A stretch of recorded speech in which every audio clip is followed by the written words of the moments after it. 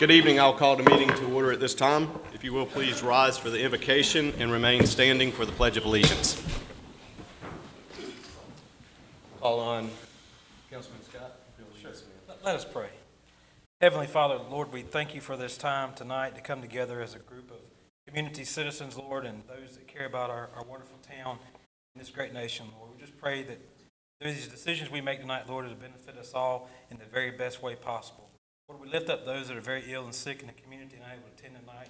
You'll be with them and keep them safe. We ask all this in Christ's name. Amen. Amen. I pledge allegiance to the flag of the United States of America and to the republic for which it stands, one nation, under God, indivisible, with liberty and justice for all.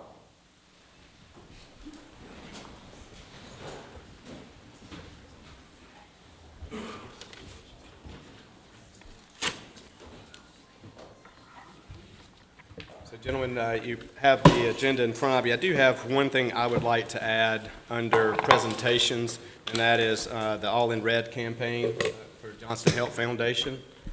Any other changes or additions to the agenda? If not, do I have a motion to add that to the agenda? So moved, Mayor. Motion and a second. All in favor? All right. I have a motion to approve the agenda. Mayor, I move we approve the agenda as amended. Motion and a second. All in favor, say aye. All right. Thank you very much. So we will start with that presentation. And we got just a couple of videos that we'd like to show right fast.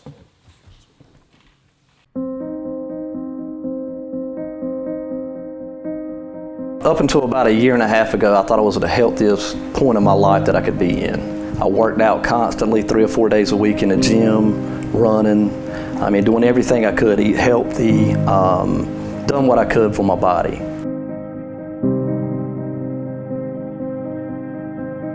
On May the 26, 2018, I had a massive heart attack, and my life changed.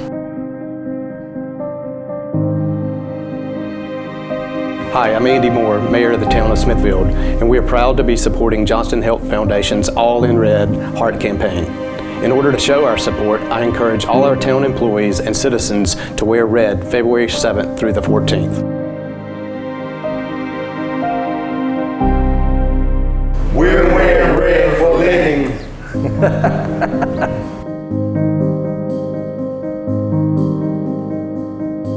The All in Red campaign is an 8-day countywide community engagement initiative to increase heart health awareness and support for Johnston Health Foundation's Heart Fund. Together, we can make a huge difference in the lives of so many within our community.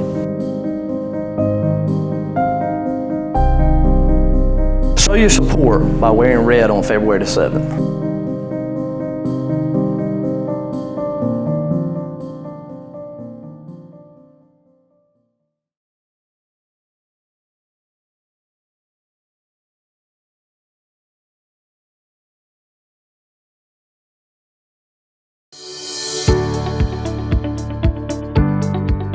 I'm wearing red in support of my mother, who has suffered from heart disease for the last 2 years. I'm wearing red for my dad. I will be wearing red for my mom. Greg is wearing red today for Audrey and myself. I'm wearing red for my grandmother. On February 7th, I'll be wearing red for my dad. Donate online at johnstonhealth.org/allinred. Show your support by wearing red on February 7th. And help us. Raise awareness for heart disease. And help us raise awareness for heart disease. Together. Together. Together, we can make a difference. We can make a difference. Together, we can make a difference.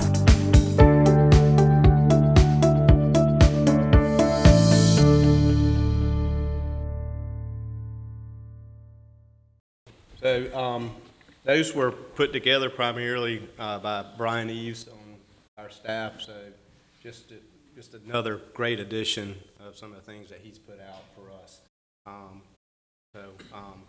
He's done a fantastic job. So to everybody that helped out in that, I want to say thank you to Lenny and to Tim, especially here tonight. Welcome back, Tim. We are so thankful that both of you are here with us, and it just goes to show that probably everybody in this room knows somebody that has been touched or impacted in some way by some type of heart condition, heart disease, or something, heart-related. So, again, as we did last month, we proclaimed February the 7th through the 14th as All in Red Day in support of Johnston Health Foundation's All in Red Heart campaign. Mayor Holt from Pine Level is chairing that, and he's asking all the towns and so forth to support. So I want to thank you gentlemen for everything and all your support, and Mr. Manager as well. But I also encourage on February the 7th all our employees to wear red and all our citizens to wear red. So please help us get the message out February the 7th. And again, the campaign goes on from the 7th through the 14th. So thank you very much. Mayor, on behalf of the town council, representing Cal State, I'd like to make a $5 pledge to this All in Red campaign. Advised by the council. That's a motion? Yes, On sir. behalf of the town? Yes, sir. I have a motion for the town to make a $500 donation to the Johnston Health Foundation. Second. Motion and a second. All in favor? Aye. Motion carries. Thank you very much, gentlemen. Appreciate it. Do y'all mind? Let's get a picture together right fast. Maybe Tim, can we come down here, or can we squeeze? Can we get together?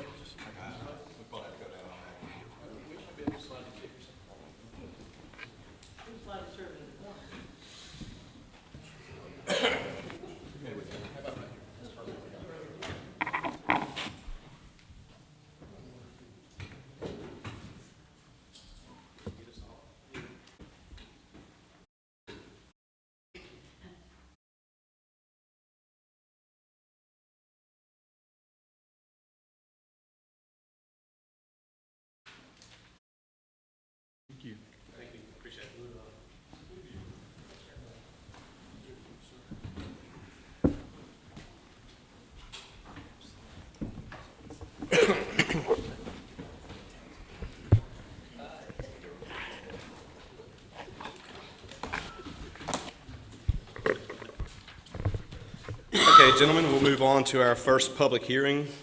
This is not a quasi-judicial hearing, so there's no need for anyone to be sworn in at this time. It's the non-contiguous annexation request by Johnston County, ANX-1902. This time I'll entertain a motion to open the public hearing. So moved. Okay, got a motion by Councilman Barber. Second. All in favor? Aye. Opposed? Stephen, I'll turn it over to you, sir. Sure. So I don't have a presentation tonight, just the location map you see on the screen. The town of Smithfield received a petition to annex about 25.393 acres at the northwest, southwest, and northeast intersection of US 70 Business and Yelverton Grove Road. It's 3 detached sections, as shown in blue on the map. Only the 17.836 acre section is proposed for future development of a detention center. At the January 7th meeting, the council passed a resolution directing the clerk to investigate the sufficiency of the petition. She has done that and found it sufficient. At the last meeting, the town council passed a resolution to call this public hearing for tonight. So that's why we're here tonight. And the town has 3 options with this. One is to approve the non-contiguous annexation petition and adopt ordinance number 502, table the decision for no longer than 6 months, or deny the annexation petition. An analysis was done of the proposed annexation. Smithfield will provide sewer and water utilities, which are already adjacent to the site. The police department has indicated that they are able to service the area if annexed into the town without much additional cost. They're actually already half block down the road. Fire protection is already within the town's fire district, so there's no additional cost there. Public Works, trash and yard pickup all are not services provided to institutional properties, so there's no cost related to that. Code enforcement can provide enforcement without any additional cost. And that's the end of my report.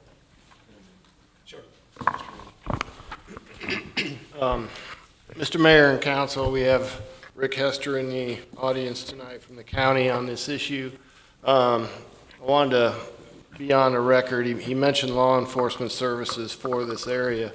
One of the things that he and I and the sheriff have discussed was law enforcement efforts on the grounds here, especially at the jail facility. And the sheriff is agreeing to handle those law enforcement issues. So our police department really won't have a lot of added duties out at this location, as the sheriff will be handling law enforcement matters that occur on that property. Thank you. Any comments or from anyone in the audience? Rick, pleasure to have you here tonight, sir. Yes, sir. Okay, any other questions from the council at this time? Okay. If not, I will entertain a motion to close the public hearing. Have a motion and a second. All in favor? Aye.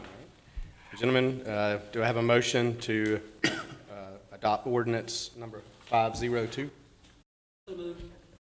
Second. A motion and a second to adopt ordinance number 502. All in favor say aye. Aye. All opposed? Motion carries. Thank you.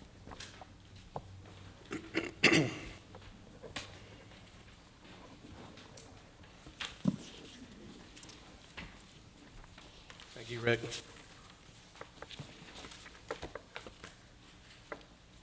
Okay, we'll move on to our next public hearing. Again, this is not a quasi-judicial hearing either, so there's no need for anyone to be sworn in at this time on this matter. The next item is RZ-20-01, the town of Smithfield. The applicant is requesting to rezone 5 tracts of land totaling approximately 66.59 acres from the RMH-CUD Residential Manufactured Home Conditional Use District to R10 Residential Zoning District. The properties considered for rezoning are located on the southwest side of Barber Road, approximately 1,100 feet northwest of its intersection with Bella Square. The properties considered for rezoning are further identified as Johnston County Tax ID 150781995, 150781999Q, 150781999I, 150781999T, 150781999V, and 150781999W. At this time, I will entertain a motion to open the public hearing. So moved. Motion and a second. All in favor to open the public hearing? Stephen, I'll turn it over to you. Thank you, Mayor and Council. This request is a staff-driven request. This is the location map, so it is just up the road from Bella Square. It is in our town. It was annexed about the same time that it was rezoned to the RMH CUD. It is 65 acres approximately. It's currently farmland, pasture land. It is surrounded by R20A zoning and mostly agricultural and wooded lands, all sides of it. On the right is the zoning map. You can see that there are some R10 zoning district areas just to the south of it, separated by some R20A. And you can look on the left, the draft future land use map, which we're going to address later tonight, that shows it as medium density residential, so guided for medium density residential in the future. So this current zoning was a result of a 1997 zoning from an R40 zoning district to RMH CUD. So that was probably the county zoning district at the time, so they annexed in at the same time and they established new zoning, which was the RMH CUD. It never had any other town zoning district at that time. The RMHCUD is a master plan approval with the zoning, and then a separate special use permit related to it. That's the old way of doing things. That process has now changed in the statutes, but it's a rezoning with a special use permit. That special use permit expired after 2 years of non-use. It was never built. So the permit that goes with the rezoning is gone, so the mobile home park can no longer be built, or the manufactured home park cannot be built. And this map has remained as RMHCUD since then. And staff kind of was looking at it and thought, you know, this has not been built. What is the proper thing to do? And it's really to, it should revert back to the previous zoning. In our case, it's in town now, so it can't revert to the AR40. The staff is recommending rezoning it back to what the comprehensive plan map is showing it, which is medium density residential. Medium density residential really falls into 3 different zoning districts: R6, R8, or R10. R10 is the lowest density of all 3 of those, and we think that's the appropriate district because this is in the watershed district, the watershed protection district, and typically the lower densities are better for the watershed for those reasons. And also the prevailing medium density zoning in the area is R10, as I showed you earlier. You know, just a little way down the road, there's R10 already. So that is why staff is recommending R10. Planning board also reviewed this and supported staff's decision or recommendations, finding it applicable with adopted plans, policies, and ordinances. And staff has prepared what it believes to be a consistency statement, justification for the rezoning. And so staff is recommending the council approve the RZ 2001, finding it consistent with applicable plans, policies, and ordinances. And I want to point out that this is staff driven. We didn't ask the landowners. They were informed by letter. And we've had no feedback other than a neighbor in support of our rezoning. Any other questions, or any questions for Stephen? Okay.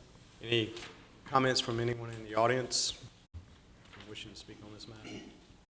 Any? The only one thing is, we did have I want to make sure that everybody realizes that this is part of the town of Smithfield, not just ATJ. Because we talked that there's some of that property out on Barber Road is in town and not in town, you know, so it's kind of a patchy thing, and so that's why I want to make sure that this was particularly in the city limits, the town limits of Smithfield. That is correct. Any other questions? Comments? Seeing none, we entertain a motion to close the public hearing. So moved. Second. Motion and a second to close the public hearing. All in favor? Aye.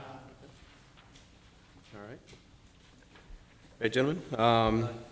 Excuse me. Yes, sir. You want to mention a consistency statement, reference the findings? Yes, I probably need to do that. It's on page 23. This right here. Yeah, that's what we were planning to do. Yep. We're going to do that as part of the motion. Okay. Yep. You threw me off there. We already had it planned. I'm like, wait a minute, was there something else we were supposed to do? I've already talked to my mayor pro tem. He's got it handled, sir. All right, I'm sorry, I thought we did that already. I make a motion to approve the rezoning request in accordance with North Carolina General Statute 160A-383, stating the petition is consistent with the Comprehensive Growth Management Plan and other applicable adopted town plans. It is reasonable and is of public interest based on staff's finding outlined on page 20 of the agenda package. Is that covered, sir? That's it, thank you very much. All right. I have a motion. Do I have a second? Second. Motion and a second. All in favor, say aye. Aye. Motion carries. Thank you.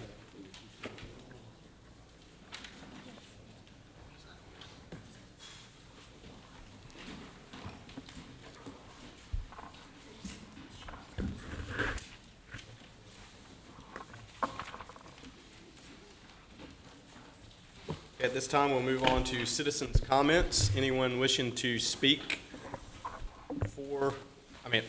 on any item, please come forward, sorry. Ms. Washington, how are you doing this evening? Good. If you will, please state your name and address. Lucy Washington. I live in East Smithfield on Birch Street in Pine Acre subdivision. I'm here to ask a question from the town. Are the town responsible for the stoplights in our city? Stoplights, are we responsible for that? It depends on the location of the stoplight. Most stoplights are on DOT roads, so DOT is responsible for those. DOT. Is there a specific one, Ms. Washington? Well, yes, one underneath the underpath. As I said, I live in Pine Acres, so I have to come out on Marla Street. And right across, going into Belmont, there's, crossing there. And there's been so many accidents in that, coming from out on the underpath. I had two myself. Both time my car was totaled. Thank God I was not hurt. I was just wondering if it's any way possible to put a stoplight there, because it's going to be even worse now that this building is being built there on 70. The traffic is hard getting in and out of Pine Acres. And sometimes I have to go all the way down to the stoplight by the community college to get over there. And it's going to be even worse once the buildings open up. And I was just wondering if it's any way possible, we can have a stoplight put there, that intersection. If not, something need to be done about you can't see. I mean, I have to, my car is almost in the streets to see what's coming from under the underpath if I'm coming out from Pine Acres. And I think that, what you want to call it, the sidewalk part, it need to be cut down or something. Even the trees, bushes, makes it difficult to see the traffic coming from the underpath going out, And I was just wondering, is there any way possible for somebody, the people have gotten killed there. Before it gets any worse, if something could be done about a stoplight being put there. So just so that I'm clear of where you're talking about if you were to come out of Pine Acres, take a right like you're going downtown, and are you talking about a stoplight there at Belmont right before you go under the underpass? Yes. Right? Is that correct? Going into Belmont and Pine Acres, because a lot of times traffic be going across. Because if I have to go to community action, I have to go Future Way, yeah. Okay. So that's Malta? Yeah. Right there at Core Farm Supply, right there in that area. Okay. Yeah. I didn't know who was responsible for the town or who, but I feel like we need to stop. We'd be more than happy to review the accident numbers at that intersection and take a look at it and refer the information to DOT and ask for them to do a traffic study there to see if a light would be warranted. I can't promise you they'll do that, but we're more than happy to make that referral for you.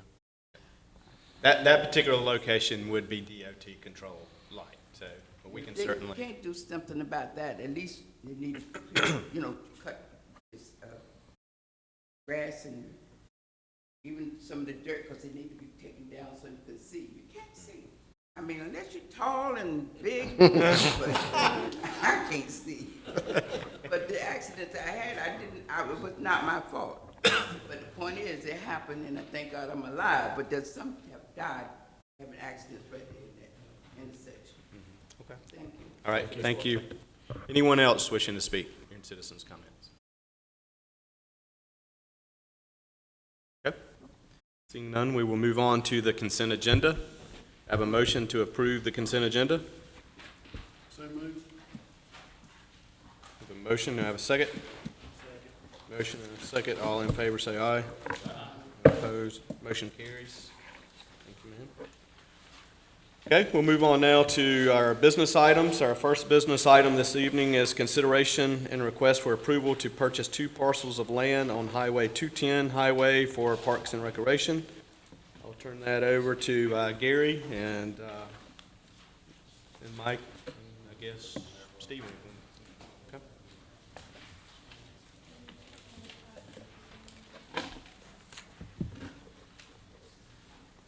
Mayor, Council, back in November, council agreed to permit the manager to negotiate with representatives from the Cornerstone Faith Fellowship Church to purchase 2 parcels of land, totaling approximately 20 acres located on South Highway 210 to create a park on the west side of Smithfield.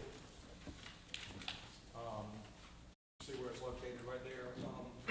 Currently, the town leases the land where Gertrude B. Johnson Park is on the west side. And this, we paid the property tax and the improvements on that piece of property. An additional park space located on Smithfield's west side remains part of the town's land use plan and the Parks and Recreation Master Plan. We did an appraisal on the property at the town's expense, and the appraisal came back at $80,000 and was eventually agreed to as a purchase price. Money is available using the town's restricted fund balance, using money that was acquired from the Bingham Park sale to the hospital. As $470,000 remains in that fund balance for additional parkland and park improvements. So our request tonight is to approve money for the purchase of the parkland, and the budget amendment is attached to the request. Any questions for the Parks and Rec Director? Yeah, the one question was, Glenn, you mentioned Gertrude Johnson Park. We're not planning on vacating that lease on that property either, though, are we? There's been no discussion on that at all. That's what I'm saying. So we're still, at this point in time, though, we don't have plans to shut that down and move to other, just additional park lands what we're looking at. Because land is difficult to purchase today, as we know, it's gonna get more and more difficult. And this is a great opportunity for us to do, that's what we're looking at, right? I mean, I just want to make sure of that, because I think there will be some concerns in my particular neighborhood about what that property is. Yeah, but just to be clear though, on Gertrude Johnson Park, we do not own that property, right? And so if the family were to come and say, at any time, we want this back, right? So we don't own it. But I believe there is still a limitation, there's a time period. That park is on a 5-year lease, and during that lease, you have a 12-month. Right. Yeah, so it would be, yeah. A buy clause, not a buy clause, but an out clause, 12 months on either side. It's still win-win for the town, right? Yeah, I agree. Just want to make sure that it wasn't that we would close one down to move something else. That's not the intent. That's all. Any other questions? Mayor, I do have a few questions. The proposal, as presented, spoke of restricted fund balance for the restricted money for the Bingham Park sale. Mr. Manager, could you explain to us how that come about?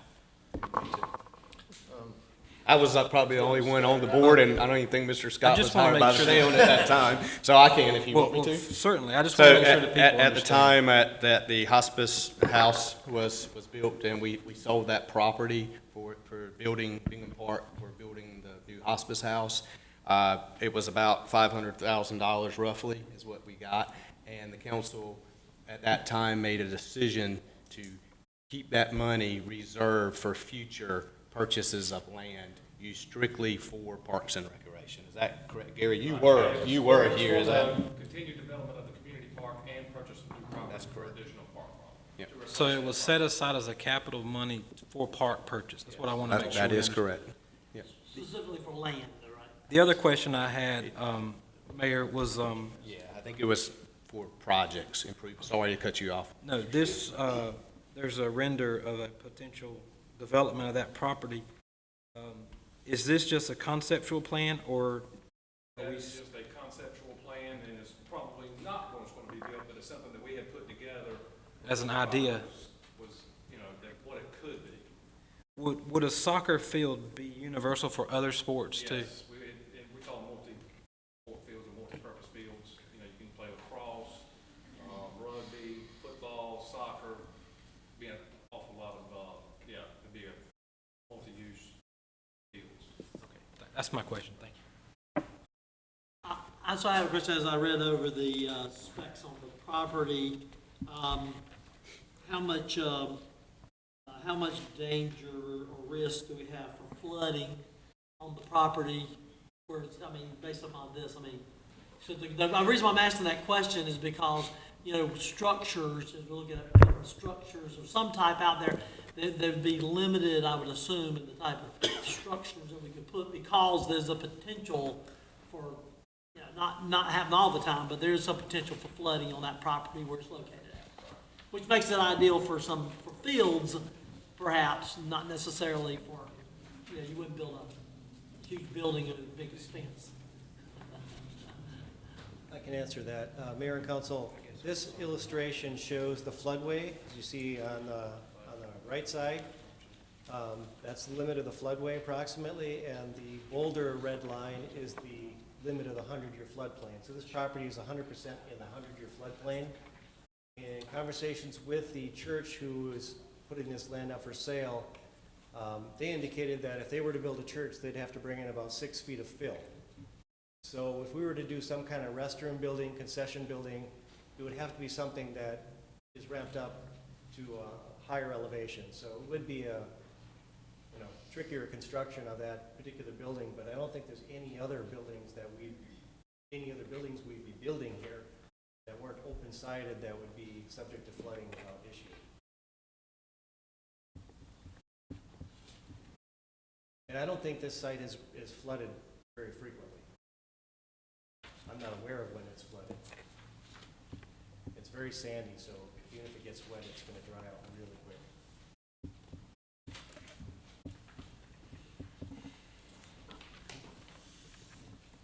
Any other questions? So I'm assuming that we would go into a process to purchase this, and that would be worked out. Yep. So as far as the easements to the property from 210, that is we have those already in place, Bob, and we're comfortable. Those are in play. I want to make sure that's rock solid before we enter into an agreement to purchase and the property. that easement, Mayor and Council, is a shared easement with the lands shown in yellow here. So it has to be unrestricted, or at least they have to have ability to access at their will. And I assume, Bob, that couldn't be withdrawn, right? I mean, we got to have access to our property. Right. Okay. All right. So, I think your biggest risk here is, well, there's some risk in access, but I mean, it's firm access. Okay. Just, not a well. So shall the town be able to improve that, you know, if you were to make a park entrance there, would that be objectionable, or as long as it's agreed upon? I think, what do you plan to pay? Okay. But the biggest, Can pay it. okay, yes, I'm sorry. the biggest characteristic of the property is the wetlands. It's wet.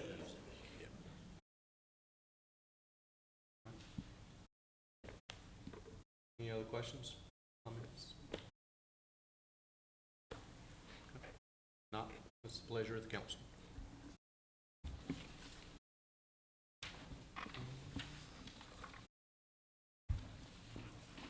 I'd like to make a motion, we move ahead with the approval to purchase the 2 lots of land on 210. Second. A motion and a second to move forward with the purchase. And, and part of that is a budget amendment as well for the funds.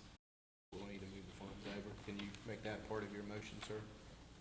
And to make the necessary budget amendment to carry this out. Any issues with that, Councilman Wood, to make that amendment to the motion? No, sir. Mayor, just for clarification, that would be for capital improvement for parks, right? Is that where this would go? Yeah, your budget amendment is on page 170. It would be moved from general fund contingency to recreational capital outlay in order to make the purchase. Thank you. All right, we have a motion and a second. All in favor, say aye. Aye. Opposed? Motion carries. Thank you, gentlemen. Okay, looks like Mr. Johnson's still on deck, so we'll move on to business item number 2, consideration and request for approval to replace one of the bridges on the Buffalo Creek Greenway. Gary? Yeah, while we were performing some routine maintenance on the Greenway, replacing some decking boards on the bridge, we discovered that the subflooring of one of the bridges, the most northern bridge closest to the community park, the subflooring in the bottom was rapidly rotting and deteriorating. The condition of the bridge, while it's still passable for pedestrians and walkers, is not safe for emergency vehicles. Bridges along the Greenway are required to remain safe for the passage of safety vehicles in the event of an emergency. We contacted 4 contractors for repair estimates, and all agreed that the bridge should be rebuilt to ensure its integrity. Due to this unforeseen deterioration, we are requesting funds to replace one of the bridges on the Buffalo Creek Greenway. Funds were not appropriated in this year's budget for this project, but due to the safety and the time-sensitive nature of the making repairs, we're requesting funds from the general fund contingency line item to make these repairs at a cost of $14,000.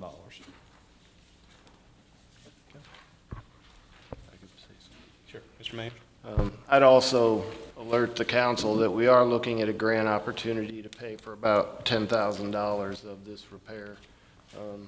But it wouldn't be wise to wait to see if that comes through to make this happen, because it's going to have to be fixed one way or the other. So I would ask that you approve what's here and the budget amendment that goes with it, and hopefully we can recoup some of those funds before the end of the budget year. This much is through water damage or maybe termites or? It's hard to say because it's unusual, because there's another bridge less than 50 yards away that is actually under wetter conditions that's just fine. It's just that one bridge, and we've checked all the rest of the bridges on the Greenway, and they're fine. It's just this one particular bridge, and I don't know if it's the building materials or where it's sitting with the water and the sun hitting it the way it does. I don't know. It's very unusual. Y'all were in the process of repairing this when y'all found it. Right. Is there a regular maintenance? Well, we go down the Greenway every week, and when we see decking boards that are coming up, we don't normally check the substructure as regularly as we do the decking boards. And then when we pulled the decking boards up, that's when we realized that the subfloor was deteriorating. There was nothing for it to attach back to.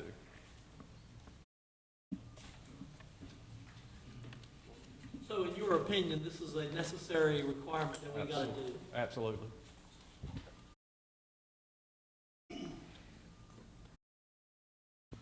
Can I make a motion that we approve this? Second. Yep, I have a motion and a second. Now, we've already approved the budget amendment, but.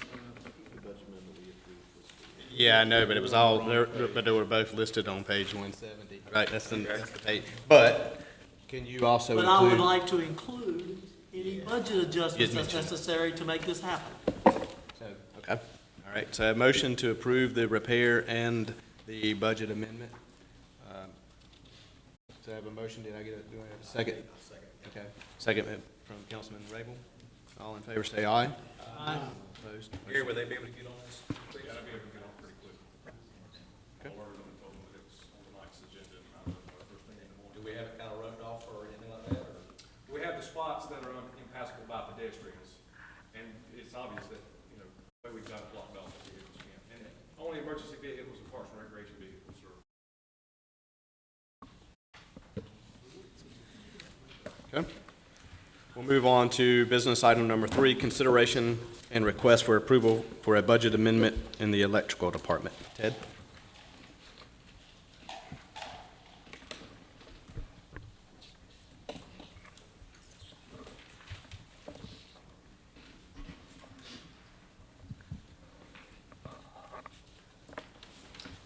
Gentlemen, good evening.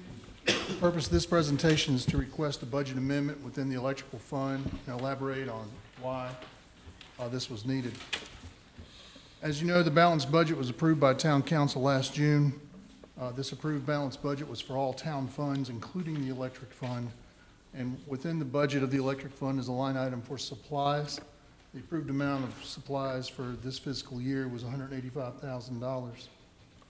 Although the line item covers equipment and materials used for service calls, maintenance on the existing electric grid, and for connections to new homes and businesses, it also covers day-to-day items such as copier paper, office supplies, first aid supplies, and other miscellaneous items that keep day-to-day operations going. The issue we have had this year is rapid growth and growth in the town. Do not misunderstand me, it's a good problem to have.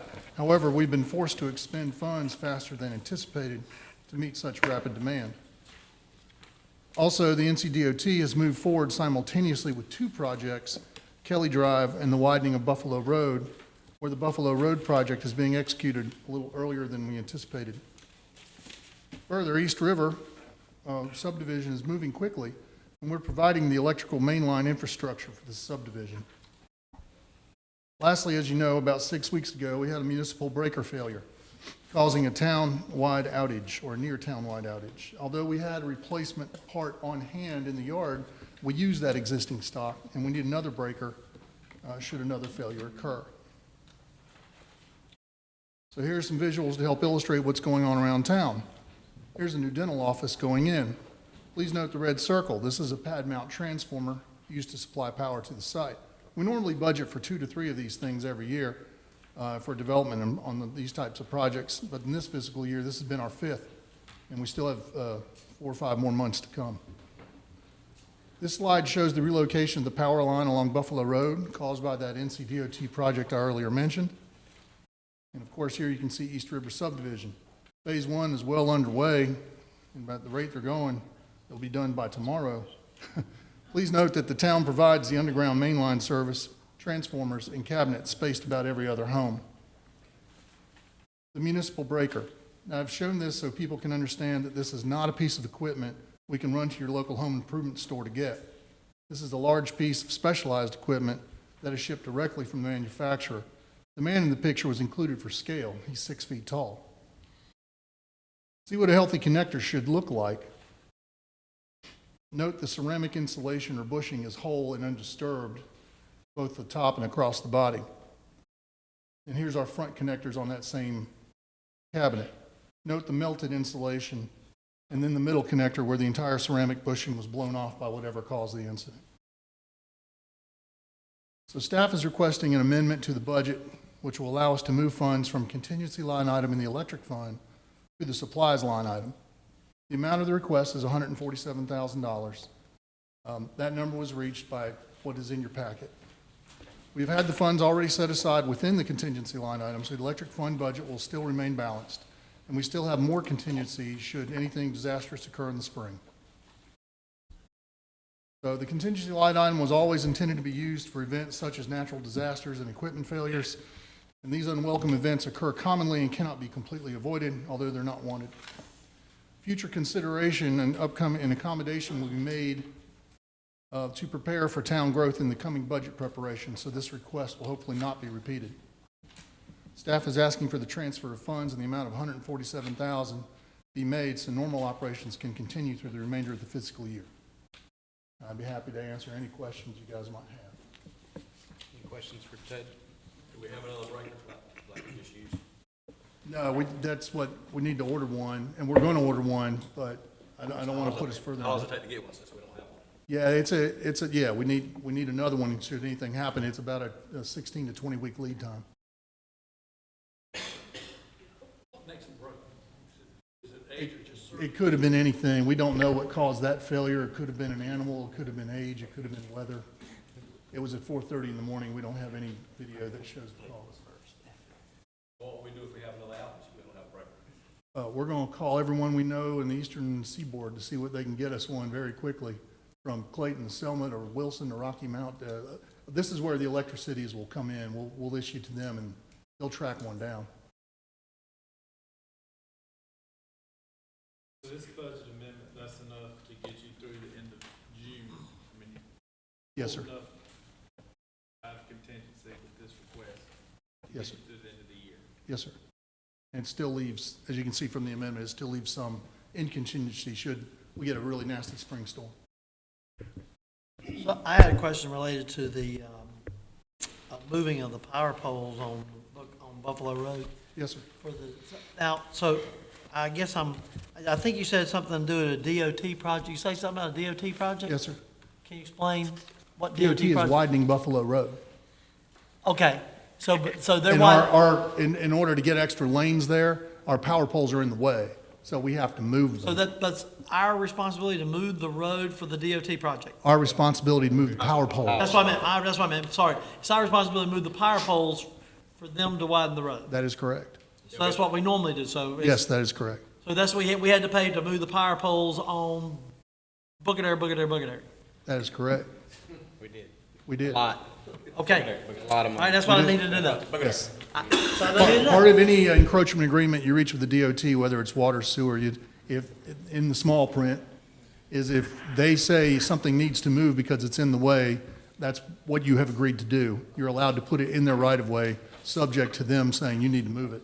So this is not, that's why I was going to make sure it had nothing to do with it really has nothing to do with the development, the housing development there. It has to do with the road expansion. Well, that's correct. I know the housing development had dedicated additional right-of-way for future plans, and there was a little delay getting this done because we wanted to move it, the poles, exactly one time. We didn't want to move it and then have to move it again, and have to move it. Right. So there was a little delay, but as I think everyone has seen, we've moved them, and I know the subdivision has electrical power as of this morning.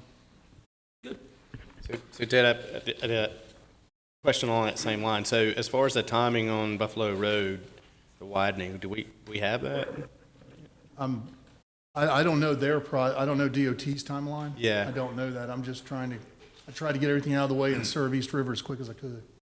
Okay. But I'm sure someone at DOT does. I can ask for you if you wish. Well, I was just wondering, we're saying the budget amendment is due to that, right? The widening of the Buffalo Road. Well, that's one of the reasons, yes, sir. But what you're saying is you had to move them anyway because of the East River subdivision? Well, is that correct? So you only wanted to move it one? Right, I only wanted to move it one time, that's correct. Right. So we knew that had to happen. It was coming down the line, it's just a matter of timing. We Right. were anticipating it would come next year. That's why I said they moved it earlier than expected. Okay. Okay. So is there any other, with the widening of the road, is there any additional poles that's going to have to be moved as a result of this? This is just happened to be, we just moved this one small section because of went ahead and moved it ahead of time? Yeah, because where the curve is between, say, East River and the Kelly Drive extension, they'll be further moved, but they're not in as big a hurry for that. But eventually that will be happening. I'm just There saying will that's be. additional expense we're going to have to obviously Yes, we're going to have to do plan that. for. Okay. Yes, sir. Mayor, I have a couple of questions. Thank you, Mr. Credo, for your presentation. Just for clarification, you mentioned contingency fund, but this is the electric fund only. Electric fund only. Okay. So it does not affect the general fund. It will not affect the Just general want to fund. make sure we make that clear. The other question I have, and this may be for Greg, is how healthy is the reserve fund for the electrical utilities? This is contingency, so this is this year based only. It's not going to affect the reserve fund, is that right? Correct. Every year will be balanced budget. Within that budget, My other concern, Mayor, and I totally agree with the request, just for documentation purposes, I feel that we possibly, and Greg, you can work on this at our workshops, but potentially make a line item for growth infrastructure to help you guys, because you mentioned copier paper and that stuff's all in one box. We should kind of segregate that a little bit to make it a little more organized. Is that something we can work on? Yeah, we could, certainly. That's something that we can easily do. That's my only question. I'll make a motion, we approve the budget amendment as requested. Second. Motion and a second to approve the budget amendment. All in favor? Aye. All opposed? Motion carries. Thank you. Okay, we'll move on to business item number 4. Bid award to the Wooten Company for design services for Durwood-Stevenson Waterline Phase 2. Ted?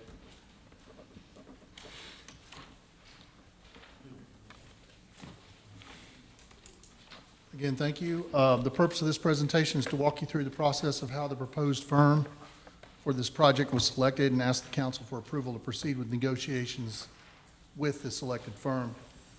As you may recall, Public Utilities has been involved with a multi-year project trying to get a second water line across the Neuse River to serve West Smithfield. Phase 1 was completed last spring and placed in service right after Memorial Day. Phase 2 will link the two ends, or essentially connect both sides of the bridge along Durwood-Stevenson Highway. As we have gone over many times before, this connection will bring the benefits of a closed-loop system. As a refresher, here's an aerial review of the project. The red line represents Phase 1 and is already complete. The blue line shows the proposed Phase 2 and is all that remains. Please note that Phase 2 will cross not only the Neuse River, but also the Duke Energy high-powered transmission line. Also note that the bulk of this traverse is through swampy wetland areas, which is why the bridge was built so long to begin with. Because of these difficulties, we decided to employ a professional firm to assist in the design and permitting of Phase 2. So the project was publicly advertised in November. A pre-proposal conference was held and was attended by 6 different design firms. A total of 4 proposals were received on January 9th, and these proposals were reviewed and scored by a 3-person team, myself not included, and the highest score was judged to be the Wooten Company. This firm is being submitted for council approval. The economic impact of this request is 0, because as you are aware, this project was funded as part of the budget year. There's a portion of this budget for design services. The law in North Carolina does not allow you to bid prices for engineering or architectural design services if the price exceeds $30,000, which we believe this will. So the way you handle that is you find the most qualified firm, then you negotiate a price for services. If we do not reach an agreeable term, we then move to the next firm on the list, and so on until we do reach an agreement. So the project is for the last part of the last part of a larger project, and will provide the second connection of water to West Smithfield and then close the loop. Staff is asking council to approve the proposed firm and allow the town to enter into design services contract. And then, as I just mentioned, if a favorable economic agreement is not reached, we'll continue down the list until an agreement is reached, or we'll simply rebid. So again, I'll be happy to answer any questions if you have at this time. Is there an estimate on this negotiated, obviously it's a negotiated fee based on what you gave us, but is there any estimate? When you're talking about estimate for design services or estimate for the whole? Design service. Yeah, I don't want to say that publicly because we haven't negotiated a price yet. But yes, there is a price. I'll be happy to tell you when we're done, unless you're telling me I need to. No, so my question is, if you have a number in mind, and Yes, sir. they submit, the Wooten Company submits a bid within that range, we're proving that it's okay to proceed, even though we may not have heard from the second closest company, which was really close in the scoring. So after we get the number from the Wooten companies and we approve this, that's just the end of it, or can we go to Withers at that point and submit a request from them also? Good faith laws of, I'm not aware that's not a good faith measure. I know what you're saying. It's why we didn't ask for a bid on the original. We didn't ask for a price on the original bid. So why would we not do that? It's against the law in North To Carolina. ask them to give us a bid for doing design services? That's correct. Why? If the anticipated design services exceed the threshold limit of $30,000, it's illegal for us to ask. No. I'm sorry. It's not illegal for us to go out for bid and say, how much will give us a bid for design services on Durwood-Stevenson waterline project? And they submit us a proposal and say, we will do it for X amount of money. How's that? It's illegal. The bidding laws in North Carolina only allow us to go out for qualifications to begin with.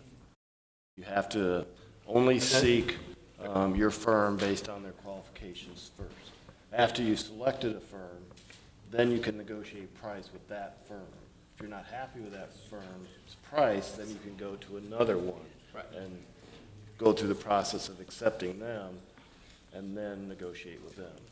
But you can't negotiate a price up front or have them bid like on a road project, a construction project. This isn't a construction project yet. This is just an engineering contract. Correct. So who establishes their qualifications then? who sets the qualifications. I mean, is that something that the town would be in favor of? I mean, We set the qualifications. That's what the three-person team did when we set out the request for proposal for all these different engineering firms, and then they come back with just their qualifications. So, okay, so we've said they're qualified. So in your opinion, are all of the vendors that submitted qualified?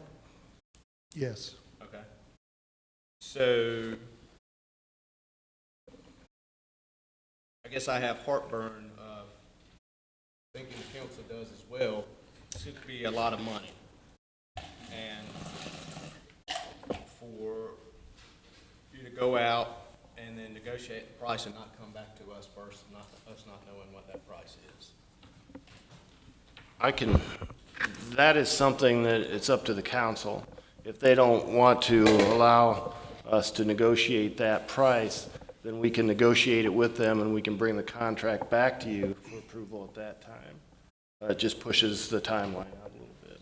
But certainly, we can bring the contract back with the price for approval with the council if that's what you want. But we can't ask for that price up front.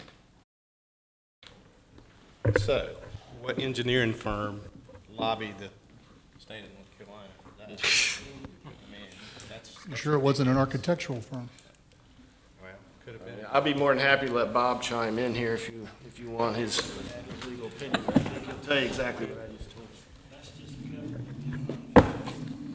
you. That's called lobbying. I think of what I'm actually asking is for us to enter into negotiations of the contract. I am asking for execution, but if you feel more comfortable, just say enter into pending council approval next month, just as the manager suggested. We're not in that dire of a hurry. I just wanted to, just following the procedure. But you could be pushing $1 million for design. is this the one where they've got the bore under the river? We'll go to the next, if they come back with $1 million, we're going to the next firm. I promise you that. Mr. Credo, is this the project where they, like you talked before about, they could go under the river, have to bore under the river? Correct. But again, this isn't construction. This I is just understand. their design. I understand. I've seen a lot of engineering design that may not go $1 million, but. So you're gonna bring it back? If that's what the council would like me to do, I will be happy to bring it back. Like what you want to do. I think just being totally transparent and fairness is the biggest concern I see with whatever a firm said is. So, I understand your concern. Okay. Have a motion? I kind of agree. We need to know what the amount is. Nothing against Ted or what he does, but that's like, it could be a lot of money, and people in the design business have a tendency to, they're making, it could be 100,000, I don't know, but I know that they could do that, and I think it would be smart for us, like Travis said, to get it in front of us again before we decide, because it's just a lot of money, and then at least everybody will know why we did it and how much it cost up front. So if that's a motion, back with a amount that it's going to cost for the design, so we can at least look at it before we do it. A second. Second or third? Yeah, I think Councilman Scott seconded that. Yep.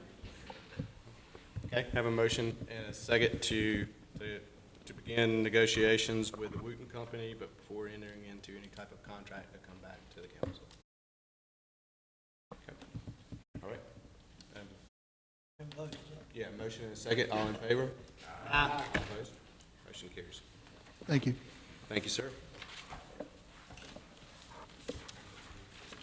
Okay.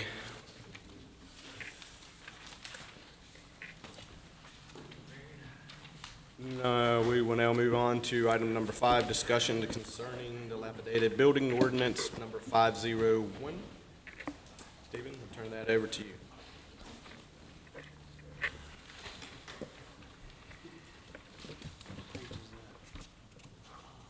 Thank you, Mr. Mayor and Council.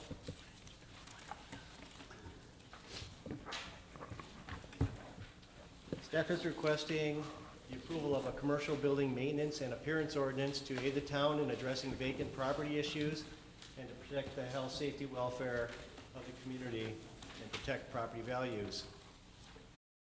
This ordinance will establish a vacant property registration to track the vacant properties. And with it also, we would amend the fee schedule to establish a vacant property registration fee. The ordinance was drafted to provide staff tools to address dilapidated commercial properties in the town. This ordinance will require commercial buildings in the commercial and industrial districts to be in good repair in order to preserve the character and integrity of the commercial business districts of the town and to protect the property values, promote tourism, and to contribute to the general welfare of the town's residents and property owners. This ordinance will establish minimum standards and require exterior building and site improvements of all commercial buildings adjacent to public streets or parking areas to be of good repair, including structures, parking areas, buildings, or any lot upon which there are formerly located such improvements, structures, parking, or buildings. The ordinance will also establish this vacant property registration. Just what we're talking about in town is a couple examples of properties in town that could benefit from an ordinance such as this.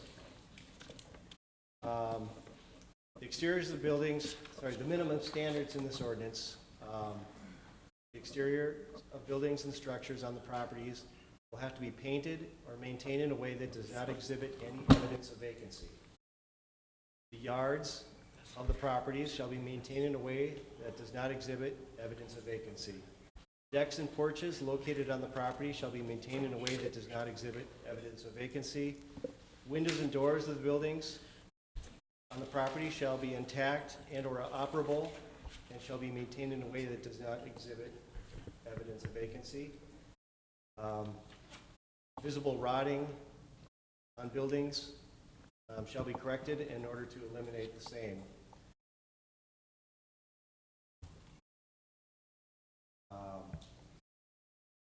Storefronts and facades shall be maintained. Interiors, when visible to passerbys through storefront windows, shall be maintained in a way that does not exhibit vacancy. Grass will have to be cut, shrubs trimmed, and landscaping maintained like it's an operational building. The property should be maintained in a secure manner. Broken windows replaced and reglazed.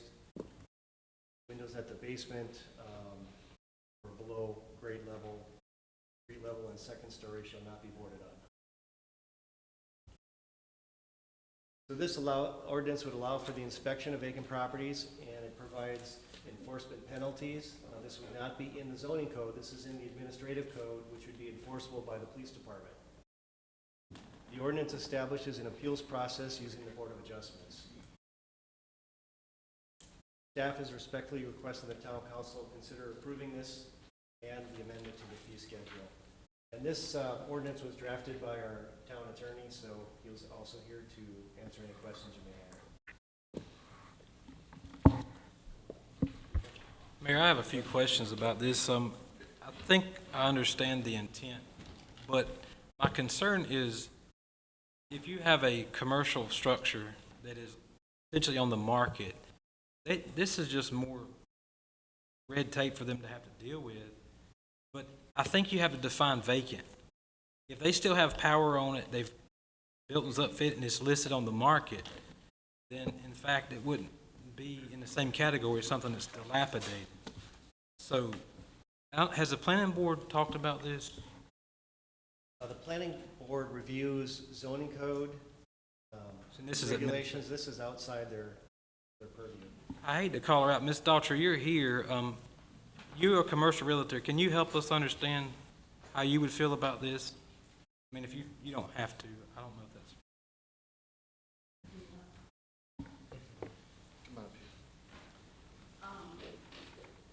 Well, in a building that's vacant and there's no power, it's usually because it's in bad shape and you can't, the power was turned off and you can't get the power turned back on until there's some maintenance done to the building. Most people who want to sell it and are good owners of property do keep the power on. Now, you have some cases where they are too expensive for them to just run AC and heat and electrical because of the size of the buildings. Understood. But 90% of what we've got that have no power, and I probably could go higher than that, is dilapidated. That helps a lot. And so could we put an amendment in here that if they have utilities established, that, Mr. Winsman, how do you feel about that? Put me on the spot here. Well, think about it. If you own the building and this is just something else you have to deal with, you're trying to market it. I think you're probably right. I mean, if there are utilities to it, and they'd only be doing that if it was operational. I mean, if you got broken windows and you know, holes to the sides, you're not going to be heating it. Yeah, well, I don't think you should just define heating it. I'm just saying, if it's not suitable to have utilities hooked to it, therefore, there's problems with the structure potentially. So functioning utilities, right? In other words, the meter's in place. And it's on, they're paying a power bill. So power is on. Yeah, because if you moved out of your business and want to put it on the market, there's not really a timeline here when this is finds vacant building. But I think that could be a concern. We have a number of how many buildings this might pertain to. I don't think we've had a survey. I couldn't tell you how many. We're thinking less than 20 from what I've seen in town.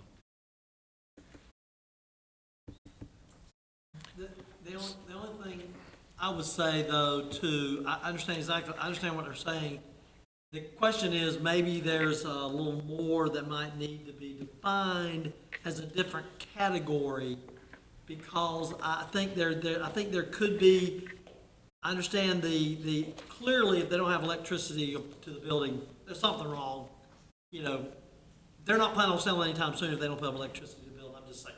I mean, they just whatever. They don't want to spend any more money on it, so they shut the power off. Or, like I said, it's not safe and they can't do it because afraid it'll burn down because nobody's maintaining it at all. But the question is, if you have a building that they have power applied to, I've seen buildings that have been vacant, that they've got one or two cars out there, so they still have people in the building, you understand. So they still have some maintenance people or guards or whatever in the building, not necessarily in Smithfield, but I'm saying in Johnson County. And the outside looks terrible, because they don't spend anything, the grass has grown up, the bushes are big. It still does not look, it looks pretty bad. So I'm saying is, you know, that I think that's a factor too, that they may do, you know, enough to keep the main thing, but they don't really do enough, so it still looks dilapidated, even though it may technically be still functional. You know what I'm saying? That's my only concern about just going strictly with the electricity issue. If I might seek some clarity myself, Councilman Scott, on your issue, I'm not sure I'm understanding the concern exactly.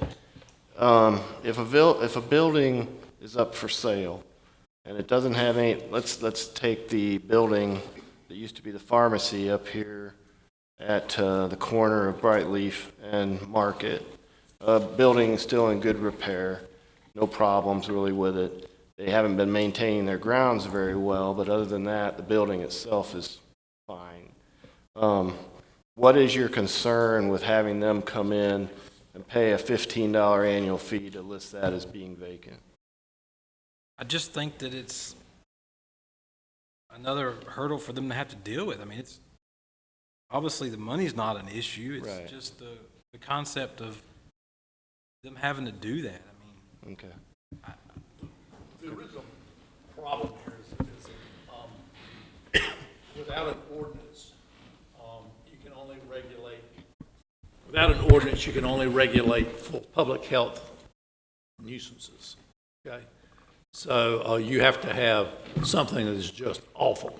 Okay, an example of that was 20 years ago. I believe there was a fire to the building that was next to Planters Bank over there, and there was some concern that the wall would literally fall in, okay?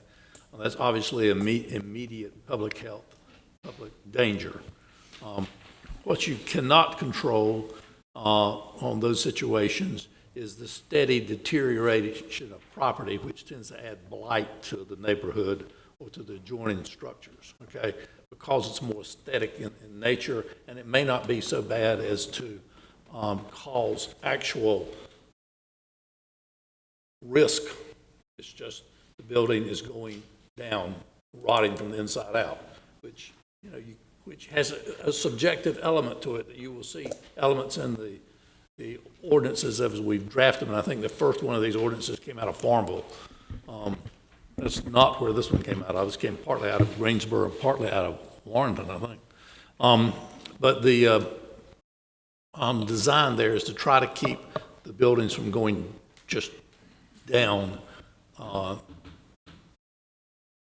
and so as to damage all the adjoining properties, you know, and to try to get people to put them there. There used to be a lot of, in some towns, not our town because we weren't that big, but a lot of storefront buildings that were just obviously vacant, and they looked, and they hadn't had anything done to them for a while. Some of this particular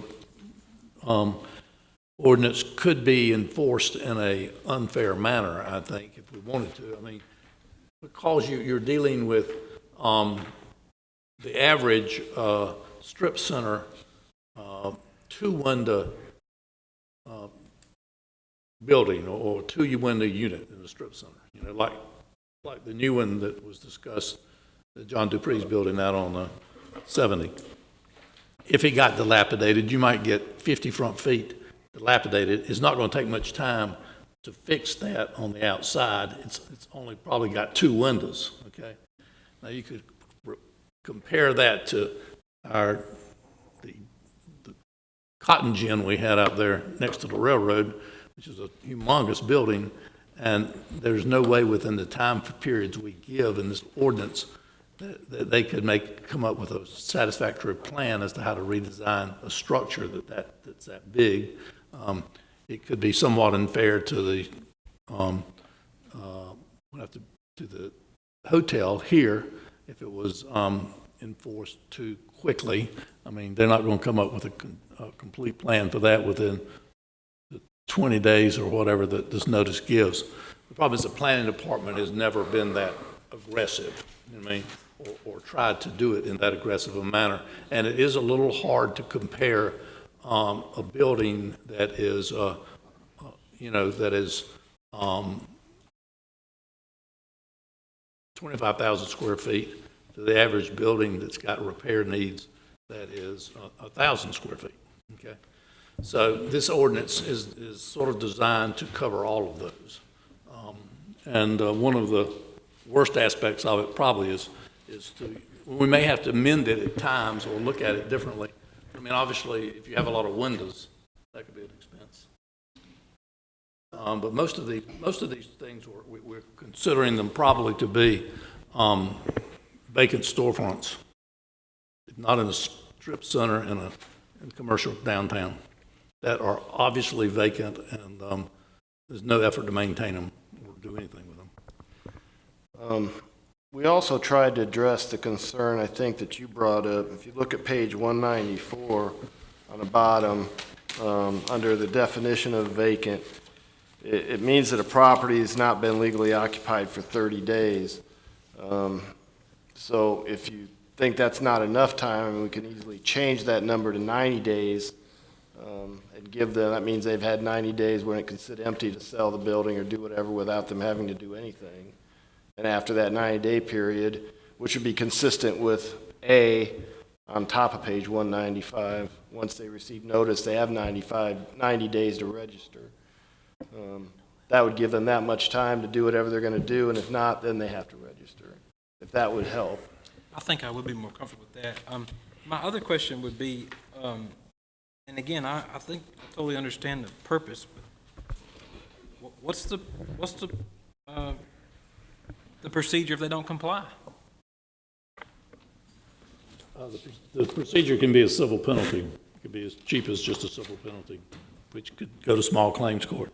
That might not work, okay? You know, you could end up, some buildings might be torn down.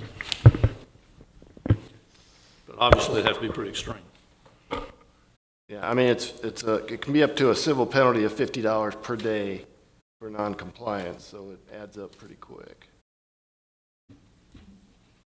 But, you know, I mean, I was just thinking when you're talking about the definition of vacant, 30 days, but it's hard really, most property doesn't become dilapidated in 30 days, or even 90 days.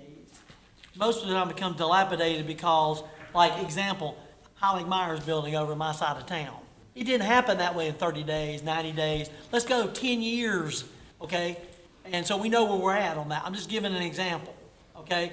The issue is maybe I'd be more comfortable even if we push the vacant out further. We're talking dilapidated buildings. We're not talking just buildings that are vacant. We're talking dilapidated buildings, and that's really what the ordinance is for, right? Is to take care of these things that people should have taken care of. And to Travis's point, the issue is we don't want to put undue hardships upon people who's trying legitimately to sell their business. But if they haven't done anything with it in a year, they're probably not planning on doing a lot with it. They're not putting a big effort in to get rid of it. I'm just saying, and that's what drives it to be dilapidated, because they can't put any more money into it. There's nobody interested in it, but they don't want to get rid of it for whatever purpose. Sure. And Bob, you can chime in if you want to add some of this, but the idea of the registry is they register that it's vacant so that we now are aware of it, we can kind of keep tabs on it. Should it become dilapidated, then we could address it. Sometimes we don't know, like, when it was vacated. You know, in terms of those timelines, this would allow us to have a clear record of the timelines. It protects them and us, actually, in terms of those timelines. From a legal point of view also, there's certain things that we can regulate as a town along this line, certain things that we cannot. Vacancy, my understanding is with some of the case law that this was coined after a ordinance in Goldsboro that was found to be sufficient and defendable. If you take out the vacancy issue, you're tearing down the ordinance to the point where the rest of it probably won't be enforceable. I wasn't in favor of taking it out. I'm just saying that's the whole mechanism that we can deal with as a town. And I understand. My only concern was pushing that definition to be vacant further out, because our objective is, with the order, at least my thoughts on the objective ordinance is to take care of those buildings that are leaning toward dilapidation because nobody's doing anything with them. Those are the buildings that we really are concerned about. It's not the buildings that stay empty for, 3 months and then somebody buys it and fixes it up. That's not our really concern, right? Our concern is buildings that are not being done anything with, and they're over long periods of time. That's why they become in disarray. So, I think about what Councilman Scott said here was related to, we don't want to put undue more pressure on somebody who's already, they're trying their best to sell something, they're trying their best to do something, and here we have added additional requirements to them that they probably don't need at that point in time. Now, if they ain't done that with it in a year, they need to decide what they're going to, they may need help with us to do something. But Mr. Mayor, as a zoning enforcement, code enforcement, if we don't have a requirement for them to register it once it becomes vacant, so the scenario is Tommy's going to be driving around, Tommy Joe, he'll be driving around and say, hey, there's a vacant storefront. It should be registered. Well, maybe not. Maybe it hasn't been registered for 90 days yet. So it's always going to be, when did it go vacant? We don't know.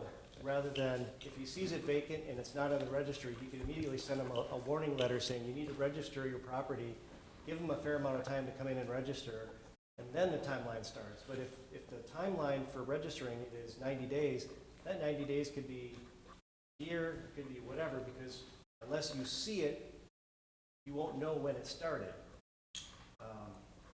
And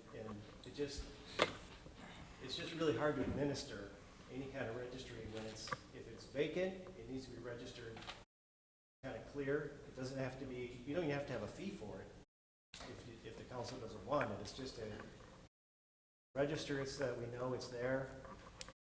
then we can address it should things progress. So you're asking them to register the first day it's vacated? Well, when it's vacant, so that if Tommy Cho's out driving around and notices we have a couple vacant properties, he can inform the property owners that, hey, you are supposed to be registering this property. Give them a timeline to do so, which is how we would approach it. And let them come in and register.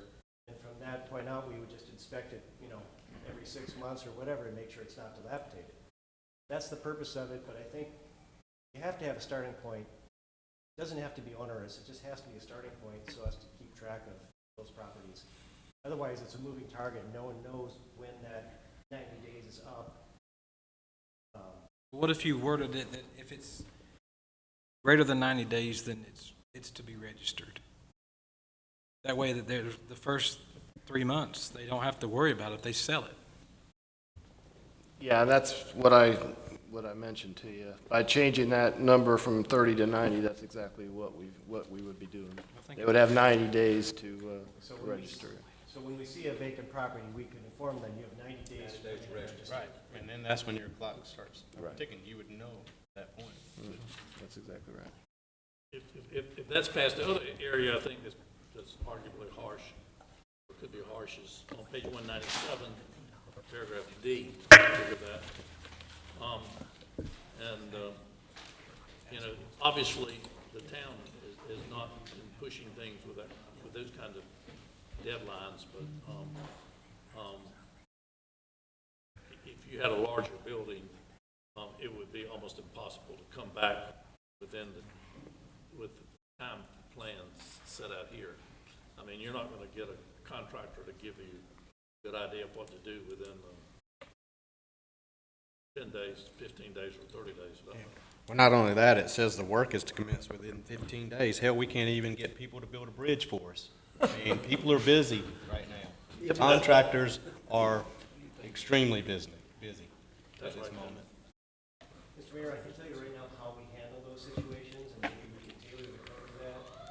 Is if we issue, for instance, the building next to the College Plaza, the pinkish red, used to be a restaurant, it's a boarding house now. The county has approached them and gave them a timeline to either vacate the property or improve it. Generally, as long as there is a plan to move forward, and if they need a little more time, as long as we know they're working on it, we're very flexible. When the conversation stops is when we stop being flexible. But I understand what we're saying, but Bob, these are your numbers, so what is a reasonable number then? I mean, this is something we can look at if you want us to and bring it back. I think some of these numbers are tight based on where it was working in a more administrative area. I mean, an area that administered sort of like this, but didn't enforce it like that. Any person should be required to submit an acceptable plan of action to the town manager within 10 business days. It's very hard to find the amount of days there, because to find an acceptable plan of action for some of these large dilapidated buildings could literally take months, whereas a lot of these storefronts could take 10 days. So some of this has to be done with some degree of discretion. I don't think the town wants to burden anyone. We can expend that 10 days out, 30 or 60 days, see how it works. Even then, there are going to be some structures, maybe a motel, maybe a large building, that are going to take quite a bit of time to work with. Most of the situations I've seen, there have been almost months of letters to the larger buildings.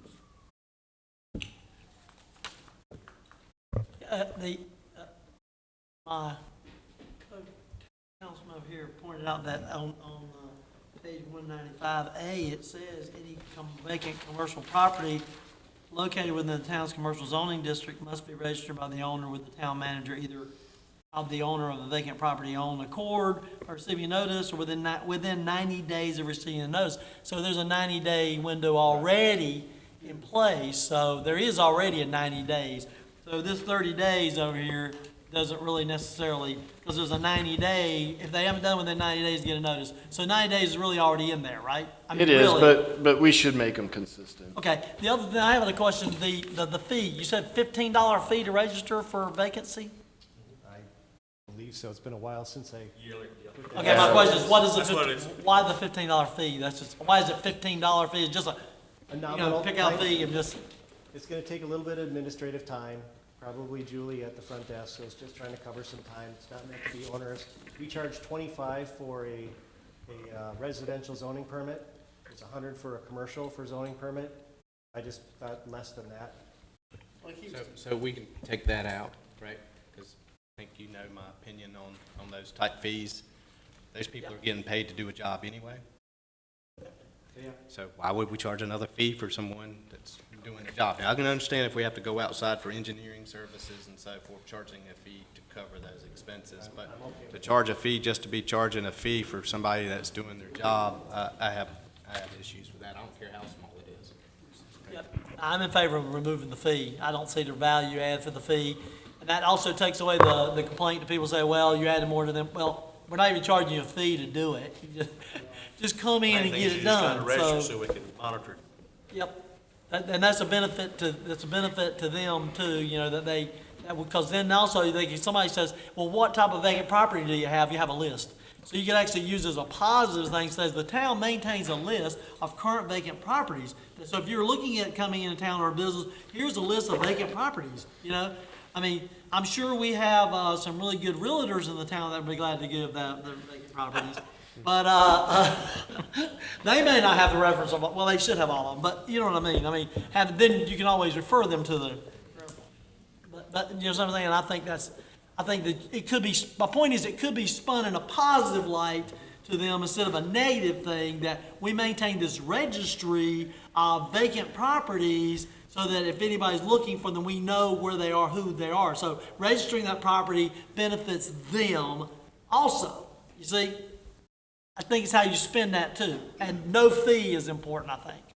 Can I address what you're asking to do? Please. Yes, please. I'm not sure if the electrical department would have a list when the power is shut off. What you're trying to do in a fee will probably not work. The Highland Myers building, I can tell you, the Kmart building is under contract. It's my responsibility to keep the landscape clean, so it's my fault if it's not mowed every 30 days. The problem I'm having is they're wanting to purchase the Highland Myers building. The people who now own it didn't even know they had it. The window that was broke out by some kids going in and getting the fire extinguishers and blowing them all over the place, I finally got up with the new owners and asked them, did they want me to replace the glass? And they told me, no, just put plywood over it. So you're gonna run into, they're not gonna register their property, because they're just not. But I would think that with the electrical department, once that power's cut off, you should know then by the addresses of where those properties are at in commercial. The building beside Chick-fil-A, I sold that building, but I would be I don't know that somebody could go in it right today and, I don't even think lights are on it, and start operation, because it's in that bad a shape. But you don't see that because we keep the grass mowed and there's no broken windows. But if you look at the side of the wall next to Chick-fil-A, and the top of the building, you'll see blue canopy. And when it blows off, it's just hanging. That owner does not live in North Carolina. So you got to have a balance there. Mr. Mayor and Council, the issue with that is we have a lot of Duke customers, so our town utilities don't always get notified. I mean, it would help. We'd certainly get a lot of them that way, but. Something else, and we can, it sounds like we need to work with these numbers that Bob suggested anyway, but as you're considering this, type of ordinance, it's not unusual to put an ordinance like this in place, pass it at some point, not tonight perhaps, but at some point, and put it in place down the road. See this happen a lot with the state. They'll pass something now, and it doesn't go into effect till July 1st or January 1st. If we did that at some point, it would help us to be able to identify all the buildings that appear to be in violation anyway, contact those owners, let them know this is coming down the road, and you're on notice, you got about 6 months or whatever it is to consider this and make your necessary adjustments so that when these timelines do kick in, that you're prepared for that and what you can do with that. And I think that would be reasonable and beneficial to all of our people in the community to make sure we're giving them that time to come into compliance before we, have to push them into notifying us of their vacancy. So if this became effective, let's say it became effective tonight, let's just say it. Mm-hmm. And how long would it take for our people who would implement this policy or this ordinance to actually begin working or completing the work? Our people? Yes, because our people doing it, right? I mean, some of the buildings are obvious and we know where they are, so you can make those notifications right away and they'd have 90 days to start to come in and register, and then according to this, they'd have 10 more days to bring, a plan in. So my question is, as an example, I understand what you're saying. So the deal is, if you were to approve it with an implementation date of 90 days before you're actually going to come into effect, but we go ahead and start notifying people of their violations before it becomes in effect, and then, we can have, before it come in effect, we obviously have opportunities for citizens' comments or anything else, and so they could come in and make any complaints if they didn't like it, and it could always be a change before it actually began in fact. You know what I'm saying? I mean, my point is, there's lots of things in here, and we're not the people that has these buildings. So therefore, the things that we're asking people to do, we may or may not know how difficult that may be for them to do it. You understand my point? And so we can sit here and guess at it or whatever. Whereas if we implemented the program and give them a 90-day and they begin having our people go and notify people, then if within 90 days, at that point in time, we've given them 3 months for citizens' comments to see if there's anything they don't agree with to complain about, that we agree then that we need to make changes. You see my point? I think that would be something that, because my opinion is we need something like this to take care of things. I mean, I think what Bob said too is there's certain ordinances we can't do other than health, and we got buildings we need to take care of without something like this.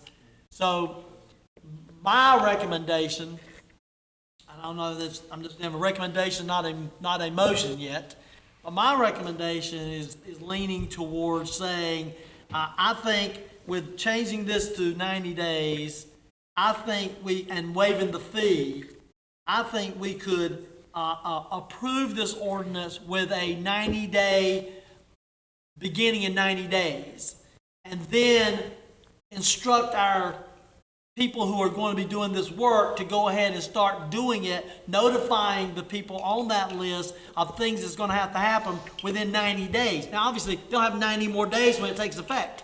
So they really have 180 days. But that way gives them, and tell them, look, if you don't agree with this or anything in this ordinance, you have 3 opportunities, or of course you can contact any of us anytime, but you have 3 opportunities even with citizen comments to come in, and we can always, before it becomes effective on that date. Does that make sense? I think because there's so many things here that is just, but I think we need something like this, and I'm afraid if we just send it back again, when we come back again, we're going to have the same questions again, because there's too many little nuances in it. You see my point? Go ahead. Counsel, I do think staff could probably address some of those concerns with some longer timelines and just maybe work it out a little better so it's a little closer to what. On 197, we could look at giving them 60 business days and maybe 30 days from the manager's notice. And it still could be unreasonable in some situations, but I think it was off the code, address some of my concerns. Also would like to know the board's feeling about windows. With the people who originally set this out, if you look at page 196, because I deal with people, I know these things can be a problem. 5 happened 178, 6 Section B, broken windows should be replaced or reglazed. Windows at the basement floor for that level being below or partially below ground street level, and the second story level shall not be boarded up. I frankly had some problems as to why you couldn't board up basement windows. Not the most attractive thing in the world, but it might help with some of these situations where it is a bit of a hardship for people. I can tell you why you don't do that, and that's because there's no way to know when people are going in and out of those windows and they pull a board back up. But if the window's broken out, we know we got vagrants going in and out. How about what story, that's good, please, okay, so what level story do we board them up? You know, unfortunately, you can board them up on the second story, the third story, it's kind of unattractive. It's sure a lot cheaper to put a window in there than somebody might throw a rock through. That's the kind of consideration. Anybody got any feeling about second story or third story? If you're looking at that town hall over there, you are talking about tens of thousands of dollars, I'm afraid, or at least 10,000. Not to pick on any individual property, but I think that it needs to be made safe. If a window pane can fall out and it's not secure, it could be a hazard to a pedestrian on the sidewalk. But I do understand the concern of having to replace windows could be very expensive. And if you redesign a building, you may want to change the structure if they buy it. So I personally don't have a problem as long as it's secure. But that's just my opinion. Mr. Mayor? Yes, sir. Yes, Go I have ahead, something go to say. Say it. Good. I think we're missing the whole point of this. The whole point of this is to keep things from being dilapidated in the future. Right now, we got them out there now. We got the old town police station, all that. Well, if we had this implemented 15 years ago, we would be in the same position. So if we don't pass it moving forward, and of course we're going to have to tweak it along the way as we go, but this is going to keep people and the onus on them to keep up their buildings so they don't look dilapidated, because the reason they're dilapidated is because they hadn't done anything with them for 90 days. So that's why you have the ordinance, to stop this from reoccurring and to take care of what's happened before, because that's why the Holly Myers building is the way it is and everything else. The onus is on the person, and y'all saying, oh, the poor guy that owns that $1 billion building over there can't afford to put a window in it. So, I mean, y'all taking this from, a mountain to, this is about moving forward to keep buildings and other commercial lots from being dilapidated and looking bad for our town, riding around like we have old homes that we need to set fire to, that I ride by every day. This is what this is about. This is ordinance to make them keep it up so it doesn't get in disarray. That's it. Thank you. So, Mr. Mayor, I'd like to make a motion that we accept this, that we approve this ordinance with the following changes. We waive the fee. We put 90 days to be in compliance with the same 90 days that we had on the other for A. And we make it effective in 90 days.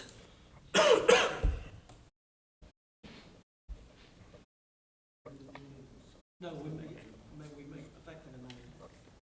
Second. Okay, so I got a motion and a second. Any further discussion? Would it be a little easier if we just made that instead of 90 days from today, something like July 1st? If that's what we want to do, I just want to set a date. If you want to say July 1st, I'm fine. July 1st is a long time away, but. Well, 30 days, 90 days from today is. Can we go with June 1st? I'm good with June 1st. That's close to 90 days. June 1st. I will make my modification to June 1st. Yes. We still second it. Okay. So I have an amended motion to pass this ordinance, waiving the registration fee, making the 90 days match, and then making it effective June 1st of 2020. All right, I have a motion and a second. Any further discussion on it? Seeing none. All in favor say aye. Aye. Opposed? I think that was unanimous. Madam Clerk. Let's take a 2/3 vote for the first reading to pass. So we got.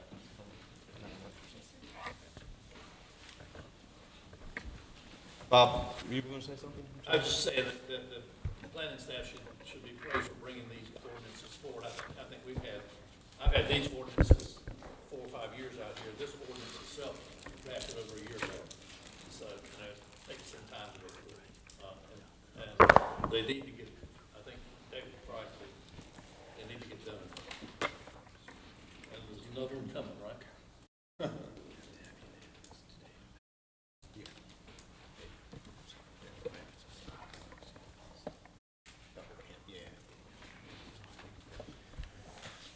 Okay, we will move on now to business item number 6, discussion concerning, the tire storage ordinance number 503.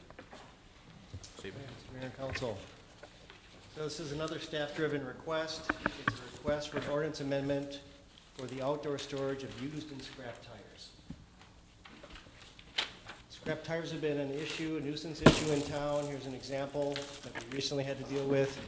It affects the town's health, safety, and welfare of the town's residents and affects the appearance of our gateways. We have numerous tire-changing businesses along these gateways where these tires have been stored in all kinds of different ways, usually very unsightly, collecting water for mosquitoes and lowering property values and affecting the town's ability to attract development, actually. So this ordinance amendment would declare outdoor storage of tires a nuisance if not in conformance with these standards. The standards would be, it has to be screened from public view, stored on racks or neatly stacked and not in excess of 10 feet, or in a roll-off dumpster or other type metal container, including a 45 by 8 by 13 foot container if covered, and if the tires do not exceed 13 feet high and is shielded from rainwater. So that could be a large trailer with a tarp over it, screened from view. But the screening is important. So that has to be screened by a 6 to 8 foot high opaque fence or wall, and I added durable in there so we don't end up with a situation with those flimsy black fabric as a screening, which typically blows off every time we get a big wind, and they themselves become an eyesore until they get repaired. So that is something that I would like to address moving forward, certainly. This amendment is to the administrative code again, like the last ordinance, so it would be enforceable by the police department on weekends, not just our code enforcement official. And also, there would be no grandfathering in of existing approved tire businesses, so they all would have to comply with this immediately once it's in effect. And the purpose of this, again, is to have a standard and not have to have an expert who goes out and says, these tires are public nuisance, these tires got too many mosquitoes, these tires got this, that, wrong. We don't have to do that and show that it's such an obvious health hazard, but we do set certain standards that are required, which in and of themselves can encourage safety. So staff is requesting the town council review this ordinance and determine whether to approve, deny, or recommend changes for future consideration. Any questions for Stephen? Yeah, I have just a couple. The dumpster container, you mentioned that it had to be covered. What about any of the other circumstances? In particular, what about the rainwater in the tires? If they sit in a utility trailer that's shielded from the public, moisture in tires, water will still get in the tires and be a breeding ground for mosquitoes. They need to be covered. All of them? Yeah. Okay, when I read it, it looked like just the dumpster part said it was, dumpster had to be covered. Let me review the wording. Yeah. The intent is for all the. And is there any set frequency at which people need to dispose of these? That was going to be my question, because I think it says on a regular basis. I think we ought to maybe strengthen that wording slightly. exactly what was in the ordinance. I think it was left vague. There is a process for removal, and there's already a requirement for how high they can be stacked, so once you have too many tires and they don't fit in that container, or they're stacked too high, clearly they don't have regular removal. That was the thinking. My concern was if I have a dumpster and I don't sell that many tires, the spark blows off, water gets in there, I cover it back up, the water's still in the tires for breeding ground. I want there ought to be some, I don't want to cause a burden for anybody that may not have a successful business as other people, but at the same time, I think there needs to be standards set as far as disposal. Yeah, the key would be, how do you enforce that? How do you know when it was last picked up and when it is next picked up? I guess you go by in 2 weeks and see if it's still there, right? Maybe look at that change. The ordinance does say on the second sentence of that part, 8-51, it says tires must not be allowed to hold water, dirt, rubbish, or other foreign materials to prevent mosquito breeding in rodent harborage. So in other words, if you have any of your inspection people go by and they see any water in the tires, they're violating immediately. It's not a, so it's an immediate violation, right? I mean, that's pretty quick. You can see, after rain, go by and see if the tires are wet. I mean, I'm just saying, you could easily. The reality is, though, the staff would talk to them and say, you need to cover your tires. Yeah. You know, the other thing is I think, probably, I'm not sure, but most businesses are either paying a company to take these off, or they're hauling them to the dumpsters. Therefore, there should be some kind of record. We could always ask, because we don't really want them going out on some country road and dumping the tires on someone's farm, and then I get calls from other mayors or county commissioners and so forth, which has happened, not necessarily with tires, but, so, there should be some type of record, I would think, of the disposal. Should that record be referenced in the ordinance, and the record be kept? I don't think you can legally, remember, we're talking about an ordinance here enforceable by the police department. It's not a restriction. People have rights to keep certain records, but they're required to keep, I'm sure you know in the accounting firm, they're required to keep some things legally, even though they should have them. I don't know, Bob can chime in here, but I think you're bordering on creating an ordinance that wouldn't be defensible. I think it might well be defensible, but I wonder, we are increasing the regulation with this ordinance. Why don't we do it lightly, proceed lightly, and see if we have trouble with it, okay? Because, as a practical matter, it's likely to work well, without strict guidelines. And I can understand the logic of strict guidelines, except that, frequently just aggressive, practical work. Tommy's gonna ride around when he sees too many signs, too many stacks. Tires, he's gonna start talking to the owner, and I think they're gonna disappear. Did we not, though, we recently approved a tire business right on 301, and we gave them an amount of time, if I'm not mistaken, in which they had to remove their tires. And so my question is, to be consistent, it's difficult for us to tell one people you got to remove your tires a certain time period and put an ordinance in place that says on a regular basis, and we've given these people that because we gave them the permit.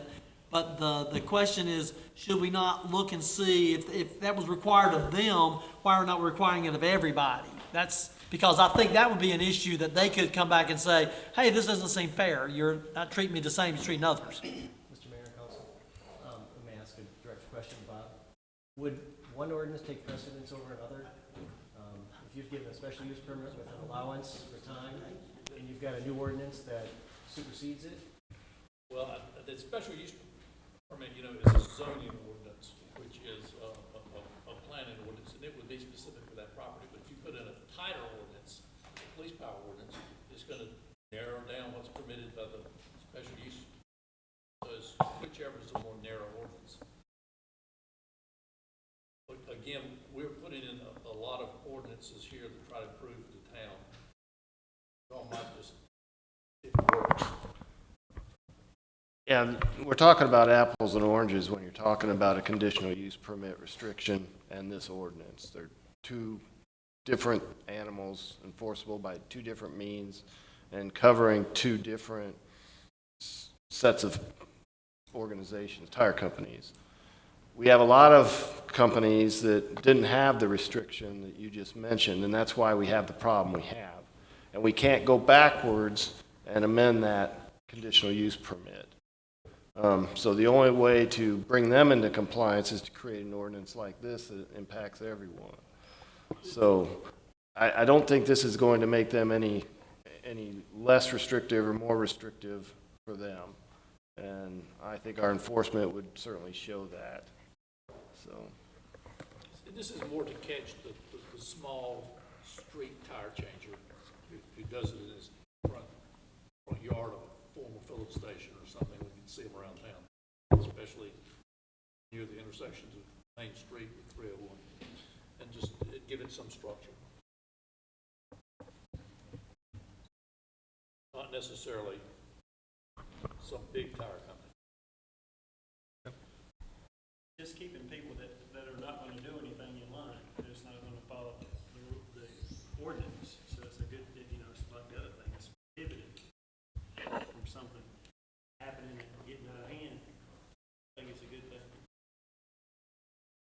Again, it'll be, you tweak everything that goes along. If there's a problem, you got to find it then. We're not going to make it fully perfect right now, but as we go along and people come in front of us and say, hey, what about this or that, and we can change it to fit the community better or whatever. But I ride by the tire place across from the old chicken barn on the same side that came in, and their tires as neat as a pin in the trailer. I'll ride by there often, and I always look over and kind of smile to myself because, we were worried about that, and they've done a really good job over there. So, good thing, just keeps everybody in check and in line. Doesn't get out of hand and look bad.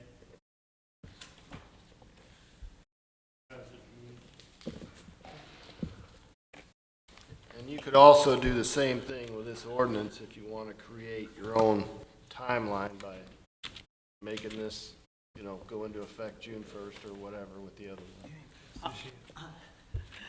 Mr. Mayor, I move that we approve the ordinance as written, effective immediately. Have a motion and a second. All in favor, say aye. Aye. All opposed. Motion carries. Thank you. All right. Move on to the next item, 7, consideration and request for approval to remove various signs throughout the town as part of the wayfinding project. Steve? Yes, Mr. Mayor and Council, so this is really a follow-up to the wayfinding project, which is nearing completion. Next week, we're going to see the last of the signs be installed, all but one, which is on our agenda tonight. So we're calling this wayfinding sign clutter removal, and there's been a first round of removal. Some of the signs, like the police station signs that we had in town, and a few other town signs have been removed already. The Chamber of Commerce signs were removed. The Chamber was in favor of that. One of the JCC signs was removed, and the JCC was in favor of that. We put their signage on the wayfinding signs. So we have a bunch of other signs in the rights-of-way, which staff is looking for your input on whether it should be removed from the right-of-way. And so I'll just kind of run through these. These are the same ones that are in your packet. The first one is a Welcome to Smithfield sign and a hometown of Barry Foote. And as you can see, this sign is blocking our wayfinding sign at the entrance to our town. So that's one set of signs. And I don't know if you want to deal with each sign as we go, rather than having to come back to them, or how do you want to handle this? Well,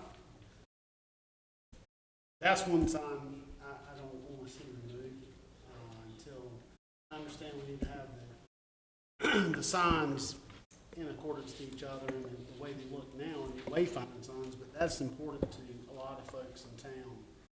Foot family's been very good to this community. I'm okay with removing that sign once we get a sign to replace it. And it doesn't have to be in that location, it could be somewhere within the town.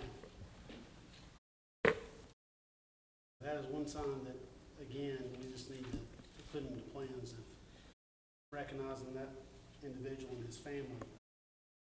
Again, I don't mind where it goes in town, but I don't want it removed until there's another sign and it's replaced. And I think we had a discussion back whenever we were doing the wayfinding signs about, because we have these signs like the Lions Club and others that have signs that they have that welcome to Smithfield, have these different signs, and the discussion was creating some type of a wall or whatever coming into town that would match up with what we're trying to do, where they could put these things all in one place. And, like maybe on, like we were talking about before, maybe put it on 70 Highway coming into Smithfield off of 95, and then on 70 Highway coming into West Smithfield. And that way, because it also goes through downtown Smithfield. And then there would be a location to put these types of signs. Because, like example, when Smithfield Selma wins their state championship in whatever sports they're playing in, we certainly are going to put a sign up that says that they're home of the state championship and whatever, are we not? And so therefore we need a place to put that. I'm just saying that those things happen and we need a place to put those. My personal opinion here with this particular thing is I would like for us to send this back to whoever sent it to us and say, we want to know what your plans are to do with these. First of all, give us a list, not a photo. Give us a list of the signs that you want to remove, okay? Because then we can say yes or no to each one that we want to. But what is your plans to do with the signs that we don't want you to take away? What is your plan? Example, I agree this sign is in the way. It needs to be moved. It don't have to be removed, but it needs to be moved. For sure, it's in the way. It's not in the right place because where we put the other sign. There needs to be a plan. Now we're just saying take it out, leave it. I mean, I think that a little more work can be done on this before we go about approving it. That's just my opinion. So I would make a motion for us to send this back to wherever we got it from. Did you guys do it, or was there a committee? We did it. I would suggest we send it back to the planning board to tell us back to the planning department to say, what are you going to do with the signs? What your recommendation is? Because again, we had a recommendation to build something, and there should be a solution for all these signs that we don't want to get rid of that are in town, but there needs to be some type of uniformity and approach, because there are signs that we don't want to lose because of the history in the town, because of what they mean to people in the town. That's why they're there to start off with, and we don't want to dishonor their memory or their thing. So I make a recommendation that we send it back to the planning department for further evaluation. Yeah, so can I make one suggestion? Sure, though? you can. Maybe we take these photos See which ones are redundant, and mark on there which ones you would like to keep. Because what they're saying is there's plenty of these that can go, right? I mean, like Smithfield Fire, I don't know if there's a requirement for some of these. I'm assuming since they're marked, you want to remove them completely, and there is no state requirement that says we must have a sign that says Smithfield Fire District or citywide speed limit 35 unless otherwise posted. I have no idea if there are any type of state laws that require that or not, but my suggestion is just take a few minutes, whether it's tonight or some other time, mark these up and get them back to the planning department. I think what he's saying is if they're on these pictures, they want to remove them. But I do agree with you as far as a plan of action for ones that you think that we want to keep up somehow, some way. And that will give him direction as to what. So one question, hold on 1 second. I think Councilman Stevens wants to say something, and then you can address everything. Just looking at the pictures, just glancing over them, most of them are redundant. Most 99% of them are redundant except for the Barry Foot thing. It's just telling you what these signs are supposed to be, already telling you that we paid $1 million for. So we don't need two signs telling us where we're going. If you look at them really quick, they're all redundant. Every one of them, or we don't need. The only one I was concerned with was one that's posted now. The other ones I would be good with So- whatever. And Stephen, you have So something? I did have a couple point. Some of these signs, we don't know if we can remove. There are some signs that are directing the driver to the Johnson County Airport or the Johnston County Arena or landfill. No one's approached the county yet to see what their views are of that. If the council wanted them or willing to have them removed, the next step would be to approach the county and say, can we remove these? There's a state highway patrol sign. I don't know if it has to be there. Maybe it does. But, you know, I agree with the mayor. I think if you guys can identify which ones you think should go, then Maybe you should. we can verify. Maybe identify ones that you want to stay, I think would be easier, right? And then if you don't have objections and it's legal, then you're okay getting rid of them. I think it'd be easier if you mark which ones you think or you would like to stay somehow. I think again, looking at all the signs here, the only ones, again, I agree, the only one that was listed in here that actually would meet the criteria of what we were talking about is the one related to Barry Foote. The rest of them are all just informational signs or something that is already repetitive, or the question is whether they're needed or not. Well, I mean, some of these signs, I don't really know where they are, and I hear what you're saying, but ones that, like, and it may be covered by wayfinding, I'm not sure, but like South Smithfield Elementary School, right? Is that on a wayfinding? I believe we're not allowed to put those on wayfinding signs. Right, so I'm not so sure I would want to get rid of, Yep. you know, like ones directing to a school and so forth. That's why I'm saying. I have Do it tonight. We can go through it real quick tonight. All right. But then see, again, though, we go back to the same thing, but Mayor, see, we go back to the same thing. I think the problem we have is they need to say what signs we can and cannot take down. You understand? I mean, I think they can do due diligence by asking the county which signs can be taken down and then provide us a list of those signs that can be taken down. We just check it off. I don't think it's a big deal, but I think the issue is, like I said, we say, yeah, we get rid of this. Well, the problem is you can't get rid of sign. You can't get rid of sign. That means any of those type of signs we can't get rid of. So then it's a mute issue. Yeah, it's kind of the chicken or the egg thing. I mean, if we go to the state, and that's who we're going to deal with more than the county doesn't have a lot of authority to do anything in the city, but most of these are on state roads, so DOT is going to have to, they're going to want to know if the council wants to get rid of them. And if they're not going to do anything with it until, because they're very busy, unless we want to get rid of it. And if I can't go there and say, well, yeah, we would like to get rid of this sign, then they're not going to give us an answer. I have one other point to make, Mr. Mayor and Council. There are some signs that the Wayfinding Committee, I've asked that the committee kind of consider whether we want to have any of these signs on our own wayfinding signs, and I'm thinking like the Johnson County Airport. Is that something that's important to the town, that should be branded by the town? I just kind of put it out there because that seems kind of integral to our town.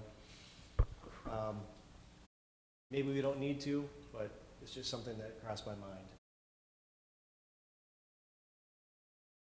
I agree. I mean, it's the infrastructure that supports the community. Why would you not put it? You have to answer yourself the question, what else is on the list that we would need to identify? For example, a hospital.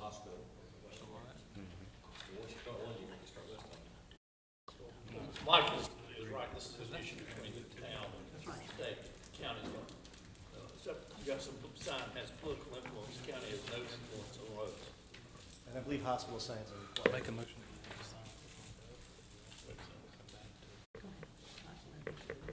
I mean, the idea here was for wayfinding, was to try to eliminate sign clutter around town. So when you're driving around, you don't have a bunch of signs you're looking at a beautiful town. So we want to get rid of what we consider clutter.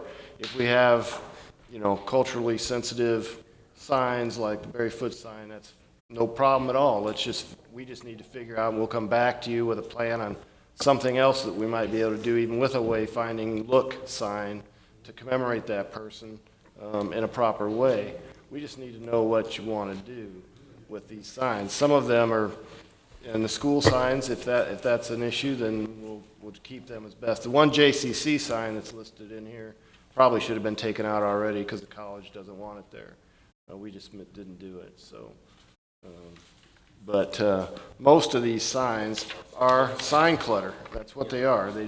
And some of them shouldn't be there in the first place. You don't need a sign that says, welcome to Smithfield, 35 miles an hour everywhere you go, and then the next sign says, speed limit 35 miles an hour. You know, it's telling you twice.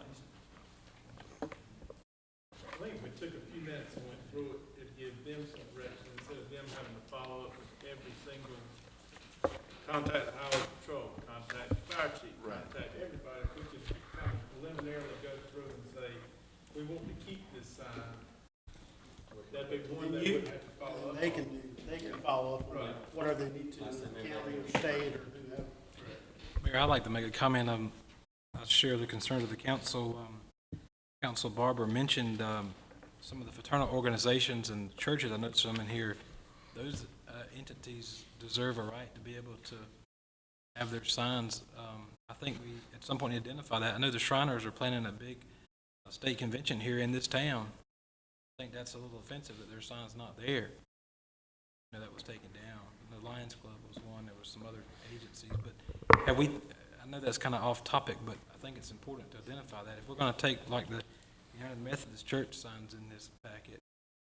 We've talked about that, and that's something that's in the works. That's still part of the wayfinding project. Those signs are sitting in my office. They haven't been disposed of or anything, and we're looking at a mechanism to put some type of a post out near the new Grand Marquis sign as you come into 70 from 95, which is where they were before. It's just a matter of getting that set up, and we just haven't got it done yet. But we are going to find a place to put those type of signs back up. That's not something we're planning on being totally eliminated. All right, so I think I'm seeing a consensus to go through them right fast. I think that's what I've kind of heard. No, Councilman Barber thinks otherwise. But I don't see, I think it's a activity of futility, since we don't know what we can and cannot do. But if you guys want to do it, I'll be glad to sit here while you do it. I just don't see the value add, but go ahead. All right. Mr. Mayor and Council, I'm actually You finding. can legally take down any sign that DOT says you don't have to have.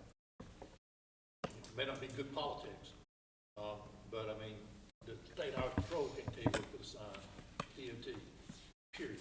Mr. Mayor and Council, I'm perfectly fine with you on your own time circling the signs you want to keep and sending them to me. And then from there on, I can go back and report back to you what we're going to do. That way I have your information, that I can refine mine with consultation with the state agencies and the county, and we can then report back and then move forward. Like I say, most of these are already redundant, so I don't see why we can't go ahead and start taking them down. What do you want? You want to go through them? All right, let's go through them. Go through them? Okay. We'll go through them. All right, so the first one on page 221, I assume that was one that we want to have a plan to relocate to somewhere. Very foot, I got that one. Okay? The bottom picture, all those signs, anybody have an issue with removing all of those signs that are circled? No. Unless we post a legal speed limit. Right. These are I all mean, gone? as long as it's, right. Yep. These can all go? Yep, as long as it's, and this is with a caveat if it's all legal. Yeah. This one? Okay, page 222, Johnston Community sign, I think has already been removed. The other one has, this one. Oh, this one's still there? Okay, but any problems with that? Anybody? Okay, bottom picture. National Guard Armory, I don't know if that's a requirement or if they care. Okay. This has probably been there for a long time. Okay. Any issues? We talked about the airport being important to the area. I think that's not on any wayfinding sign anywhere. It's not currently. Thinking if you're in the National Guard, if you're going to there, Preliminarily, I'd kind of like to see it stay. That one? Maybe straightened out. Maybe a new one? Maybe fixed, but stays maybe, if we keep it. All right. Go ahead. Yes, Ray. Next one? So we're going to try to keep that one, right? Yes. Yeah. Okay. Now, this is a directional sign. We're also looking at changes to the roundabout to also make this more sensible in this area, but. Yeah, That one's there to help clarify that traffic. We may want to keep this one for a while. Yeah, See how things go. yeah, let's keep that one. That's not redundant, that has true meaning. Yeah. Church sign in the right of way? I think before we remove these, we ought to reach out to the affected people and say we're gonna take them down. Our intent is to display them in another fashion. Give them a heads up. Do we know what fashion that is? It might be a difficult conversation. This particular sign is my church, and I don't have any problem reaching out to them and before we do anything with that sign. And there's another one also for this church. Okay. Next page, page 224. The top picture. If the schools aren't on the wayfinding, they need to stay. I In don't some particularly like this cases- sign, but In some it needs to be cases, straightened so up, too. these signs take you down the old north-south part of Bookerdary, which is now a T road, and so when you get to the T, people aren't gonna know where to go. Go right or left? Imagine that. Yeah, so in a way, Well, and that was. They stayed on Bookendary Road or what? so if, we can't put them on wayfinding, so this would almost want to be moved to the new Bookerdary extension, so that it's a one road in all the way to the school. Yeah. So So keep it, move it up. probably have to remove. But the aquatic sign, we don't need to keep. No, we have Because one. you have that on wayfinding? Yeah. Yes, Okay. All right, the bottom picture. City limits, I don't think we need. Now, the planning and zoning one, I'm not sure if we have to have that or not. I don't think so. I see them all over the county for some reason, so. They're mostly Maybe for, that's just, I don't know. before GIS and everything, I think people used to. But again, the caveat is if it's legal, so any issues with removing these? No. Okay. All right, page 225. This is our old Welcome to Smithfield sign at the Bookerdary extension. We cannot put a new sign in that location because it's actually in the right-of-way now. And DOT really didn't want anything in the right-of-way, so we couldn't put anything new there. Well, it's not, if we put our sign back, there's nothing new, it's just redoing it. Well, it's a different sign, though. Huh? It'd be complete removal of this sign, and therefore, it would have to go away. Remodeling. And also, if a car is parked there, and we're likely to see a lot more cars parked there, waiting to turn right, probably stacked up, that sign's gonna be obscured most of the time.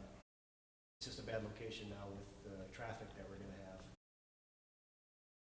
We can talk about that sign at the next. We were thinking, once phase 3 goes in, then remove it. Yep, so we do have on the next item of business. Let's just hold that till this we find out. sign. Okay. All right, bottom sign, It's is a that Methodist church sign. Methodist church sign. I don't think they'll have a huge issue. But we'll reach out Yeah, to we them. still need to reach out. Page 226, top picture. Livestock arena and something. Landfill. Signs. Any issues with removing it? Okay. Again, this one, we're reaching out to the county to see if they have any heartburn about removing the sign. All right, bottom picture of 226, Smithfield Business District. We already have wayfinding directing people to downtowns. Okay. 227. We've already talked I about think that's these, the just same have to be picture. moved. Okay, yeah. And then South Smithfield Elementary, I think that's kind of the same as the other schools. I think that's all, maybe we look to keep those somehow. And let's repeat. And this is the highway patrol. We'd have to reach out to the highway patrol before we take this one down. Okay. Page 229, I've seen that one. No problem there. Yeah, because that's, we've already got new sign in there, so. Yep. The bottom picture, I'm not sure what that sign is. Town limit sign? Okay. Which one are we on right now? Page 229, bottom picture. Town limits. Okay. Okay. They're good to take down. All right. Page 230, top picture. Now, this has the Johnson County Airport on it. Yeah. So is there a wayfinding We don't have. not one in wayfinding that for the area? airport. is We could add that to phase 3 way. wayfinding, Okay. if it's allowed. I have to make sure we can, for public safety or for, I don't know, they have some weird issues with. I don't think it's a problem, but we'll certainly check it. Yeah. I think schools can't be on there for safety reasons. So I don't know if those old signs be permitted today or not. All right. Trailways bus station.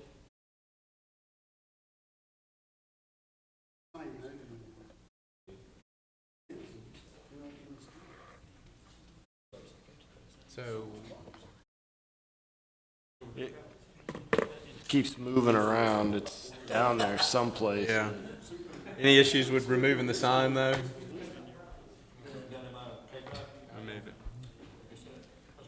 We got another National Guard Armory. Did I hear you want to keep those? In this round. Yeah. Yeah. Okay. Can we get rid of the massage sign? Yes, please. In this picture, there's that Superior Landscaping, and I believe that business is defunct. And the property owner hasn't removed the sign. It's not his sign, it just got stuck there. I don't think he cares or he really knows it's there. It's in front of his business. But I believe it's in the right of way. Which one was that? Superior, I don't think we have that one. 229, you don't have this one? top of 229. Give it a. Okay. 229 that top and- picture. Okay. That and the town signs. Oh, I'm on the wrong page. Okay, yeah. Sorry. Yeah, okay.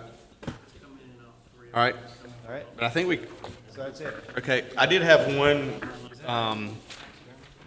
that I noticed that I thought needed to be moved if possible.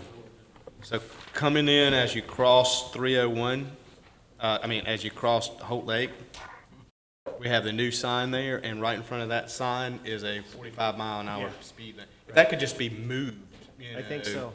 That was on my list of things to Because do. when you're coming there, that's what your eye goes to. It doesn't even go to the sign. Okay, Yeah, I was aware of that. I just forgot about it. okay. All right. That it give you enough direction? Perfect. What you need? Okay, thank you, gentlemen.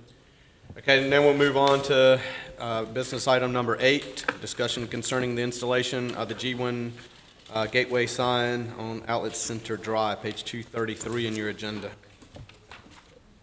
All right, so just a wayfinding update. All the signs are installed except for a few of the small Trailblazer signs, and they're being installed next week, and then they're going to put some caps over the bases for those. And I believe there are also a few parking signs. Maybe they're in. They might be in already. And then the last one is the G1 that was supposed to go at the Booker Dairy Extension 301 location. This is the sign palette of all those different signs. This is the first one, the big one is the G1, next one's the G2, the G4, and then the Trailblazers and parking. So this is the sign that we were going to put at the Booker Dairy 301. It just doesn't work there because of the sight lines. And so we're thinking about moving it to what we were going to put in a future phase. Being, rather than putting it where it says proposed sign location, we were going to put it over on Outlet Center Drive at the Smithfield Business Park, close to that Adam and Eve sign, right at the border with Selma and before you get to the Outlet Center. So it's pretty much going where the other sign Where that the says old one welcome to is. Smithfield, the old sign is. And you That's right. And I have tentative permission, I have actually permission from the property owner today. Now, she wants kind of the same deal we had with the other private landowners, only she wanted a 30-day removal if they wanted, so I've asked for 60 days to be consistent with our agreement with the other property owners. You know, should development dictate that it's in the way, that we would remove it. So I think they'll be agreeable to that, so I don't think we have any problems moving forward. Like the others, we would survey the area, so we're very clear about where the sign can go and what's allowed in that area, such as landscaping, so we can trespass to maintain our landscaping and fix the sign as needed.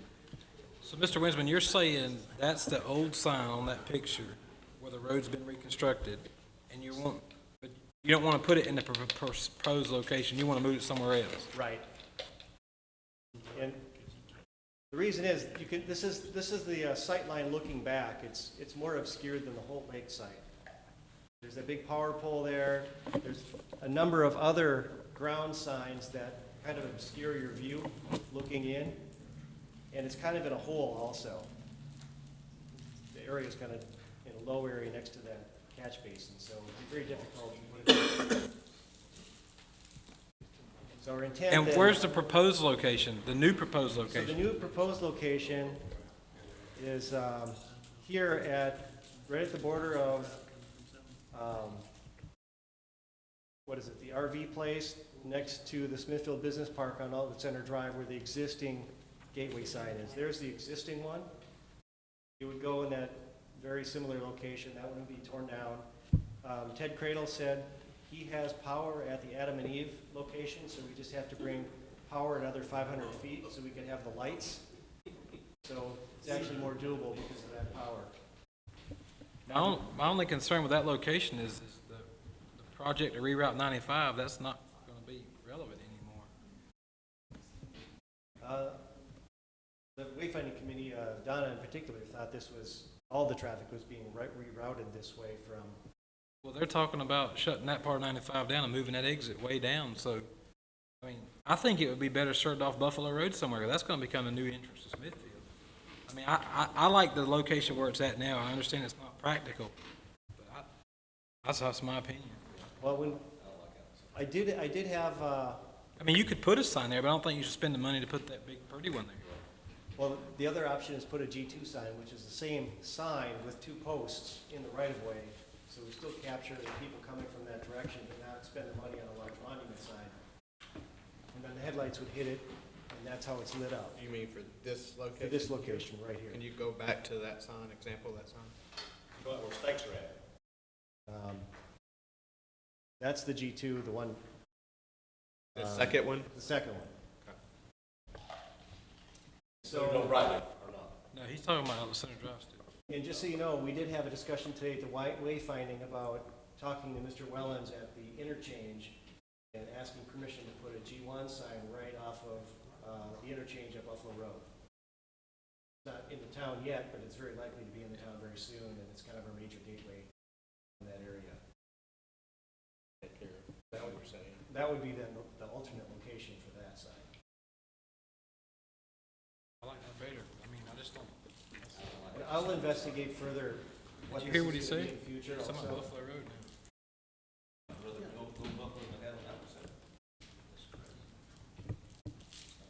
What's the difference in cost for the G2? You know, I don't have a price for the G2, but I've asked for one today, so I should get it tomorrow. But it's going to be maybe a third of the cost. And if they give you a 30-day window to move it, it'd be easier to move that sign than that rock sign. Well, the G2 sign will be in the right of way. They have breakable bolts, so they can be hit by a car and not much liability. The big ones have to be on private property. So it solves both of those issues. There you go. Outlet Center Drive is our right away. Mama said they made a big positive change in the town. Dressed it up and lighting them up. I had a lot of comments on it. Nice of it, put it in the right place. So, yeah, I mean, definitely, no doubt about it. So, you're still proposing, though, putting G2 on Outlet Center Drive, right? Well, this original proposal was the G1 would go there. Yeah, But I'm hearing G2. yeah, well, yeah, but. And if you'd like, I can save that already paid for G1 and work on putting it on Alan Wellens' property if he's agreeable. And that's not a problem. That may be something in the future.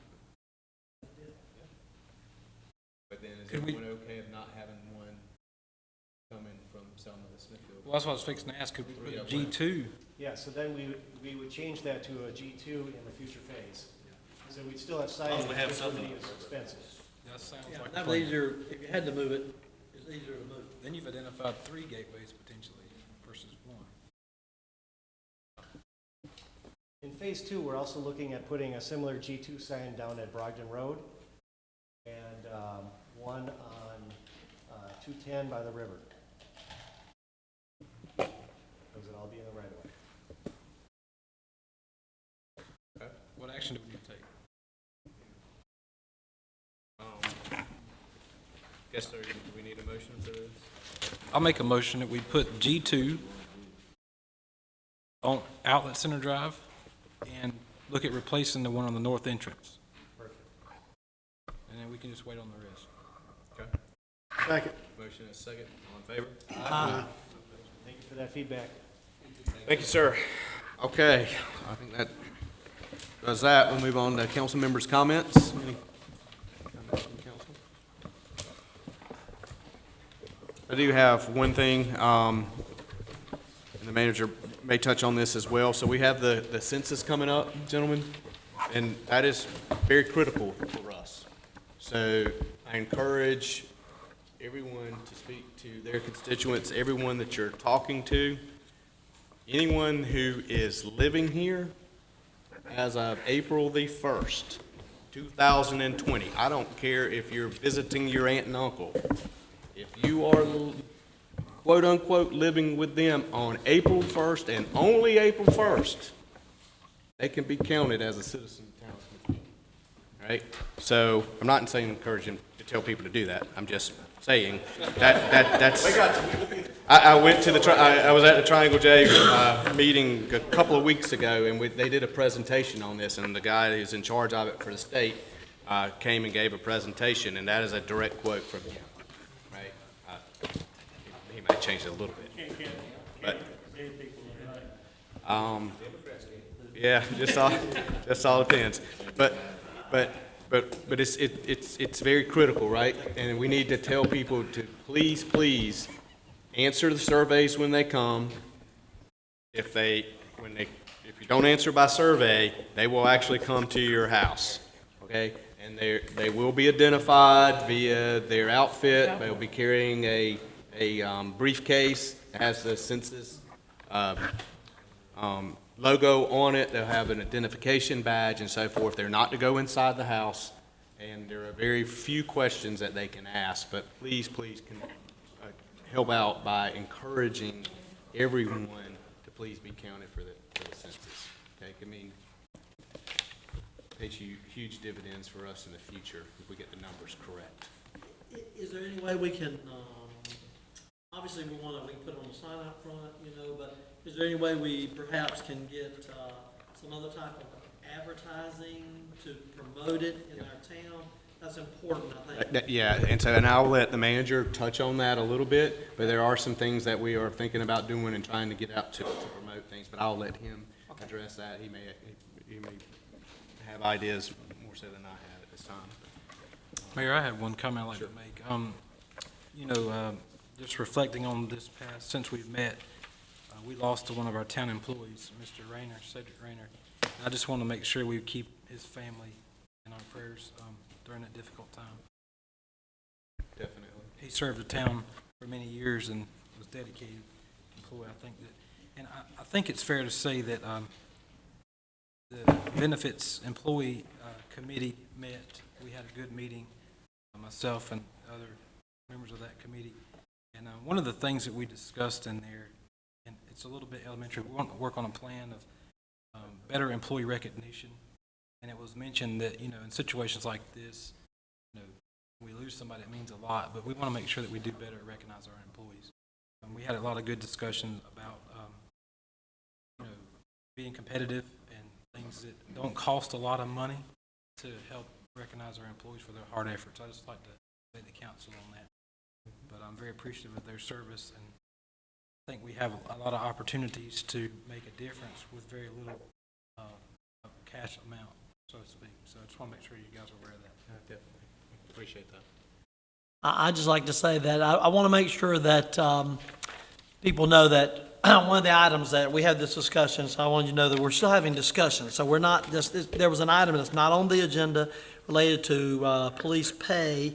We've talked about this, and I just wanted to comment that there is still discussion being done on this issue. So it's not like we're ignoring it, and we are discussing it. There's some discussion on how we handle it and how we handle it related to all others. And so just want you to be aware that the council is aware of the needs and are working towards it. even though it was not on the agenda, that does not mean that we're not trying to figure out what we need to do as we go towards budgeting time and other things. I think that's important. So just want you to know that we appreciate our police officers. We appreciate what they do. We are very honored to have such a devoted crew that we do have, that we look at our numbers continue to improve and not decline, because I ain't looking for this month. So, but the point is, they do an outstanding job for our community, and we appreciate everything they do. Not just our police officers, but also our firefighters, our sanitation workers. All of our town employees do an outstanding job, and we want to make sure they realize that we are aware of that and are doing our best to try to address those needs. Yep. Thank you. Anyone else? Okay. Mr. Manager, turn it over to you, sir. Thank you, Mr. Mayor. To piggyback a little bit on the mayor's discussion about the census, this is the number one, probably most important thing that we're going to get involved in this year as an entire community. We really need to get that count right as we go forward. So we will be undergoing a lot of educational campaigns. We'll be doing a lot of presentations. We'll have flyers out, both in English and Spanish. We'll certainly utilize our sign, and we'll probably ask some store owners to help us out to be able to put some information maybe on their windows about it. We'll probably create some type of a system where people can come into town hall and ask questions, especially people that are concerned about what the census is all about and don't understand it fully. So it's our goal to do everything we can to try to make sure we get this count right and get the word out how important it is to us as a community here in Smithfield. Another issue I wanted to mention tonight is our PEG channel is currently down. It's been down for a short time. Frankly, it's been down since we had the power outage that Mr. Cradle talked about when our transformer went down. We are trying to get the software company in here. Hopefully we'll get them in here this week to try to make the repairs that are necessary to get that back up online. So we apologize for any inconvenience not having that up. We are working diligently to try to get it back up. It's just beyond our means to do that until we get the software contractor in here to fix what's broken there. Very quickly, we talked a little bit, Mr. Cradle talked a little bit about East River in your plan. You can see that there are 18 homes out there right now with rooftops on them. So they are building quite quickly out there. We also have plans for phase 2, are currently in the planning department. They're reviewing those, and that's 32 additional homes that they're getting ready to embark on right away. So things are moving quickly out there for new home sales. So the rug is out, so come to Smithfield and check what we have to offer you. The Daddy-Daughter Dance at the Shrek is scheduled for February 22nd at 7 o'clock. I'm sorry,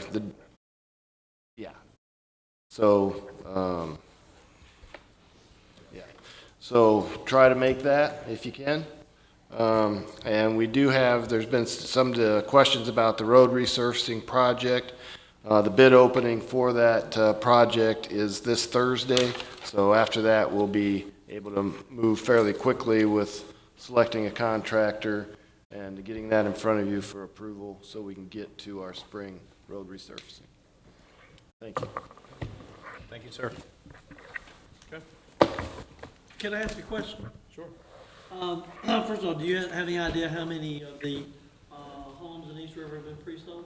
I do not. Okay. Also, the second question is, can you give us an update on the Akron Drive progress? Sure. I'm going to back up just a little bit for the audience. The council set aside $1 million to reconstruct Equity Drive and resurface it, add sidewalk on one side of that, curb and gutter as well. That $1 million we thought would be sufficient. When we went out for engineering firm, the engineering firms came back, and when we tried to negotiate price, the price was too high, just like what we had talked about with the Wooten Company. So we kind of went back to the drawing board to try to figure out what could we do in-house to try to bring the cost within budget. We today received a quote from a company that is not an engineering firm, but has the expertise to help us write an RFP for the project, for the construction project, which is what we need. Mostly, the issue is making sure that we've got the drainage right. Bill's working with them. We're going to move forward with that company to do that. That's only about $12,000 issue, which is well within our budget compared to $250,000, which is what we're looking at for an engineering firm.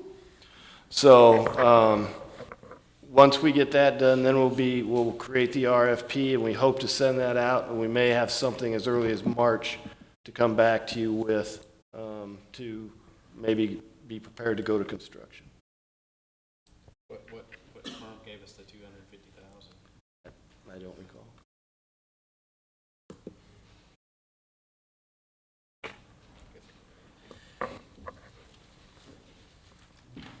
So it's just a matter of trying to keep ourselves within budget, doing as much as we can in-house, as much as we're comfortable with, by making sure that we also have a good project and a good product when we get done. So I think we can get there. This isn't unlike we had with Venture Drive. You go out, you do what you can. We had to pull some things inside with that too, and well, we ended up with a great product within budget and sensitive to the taxpayers. All right. No further business, gentlemen? I'll say we adjourn. Motion to adjourn, Mayor? Second. All in favor? Stand adjourned. Thank you.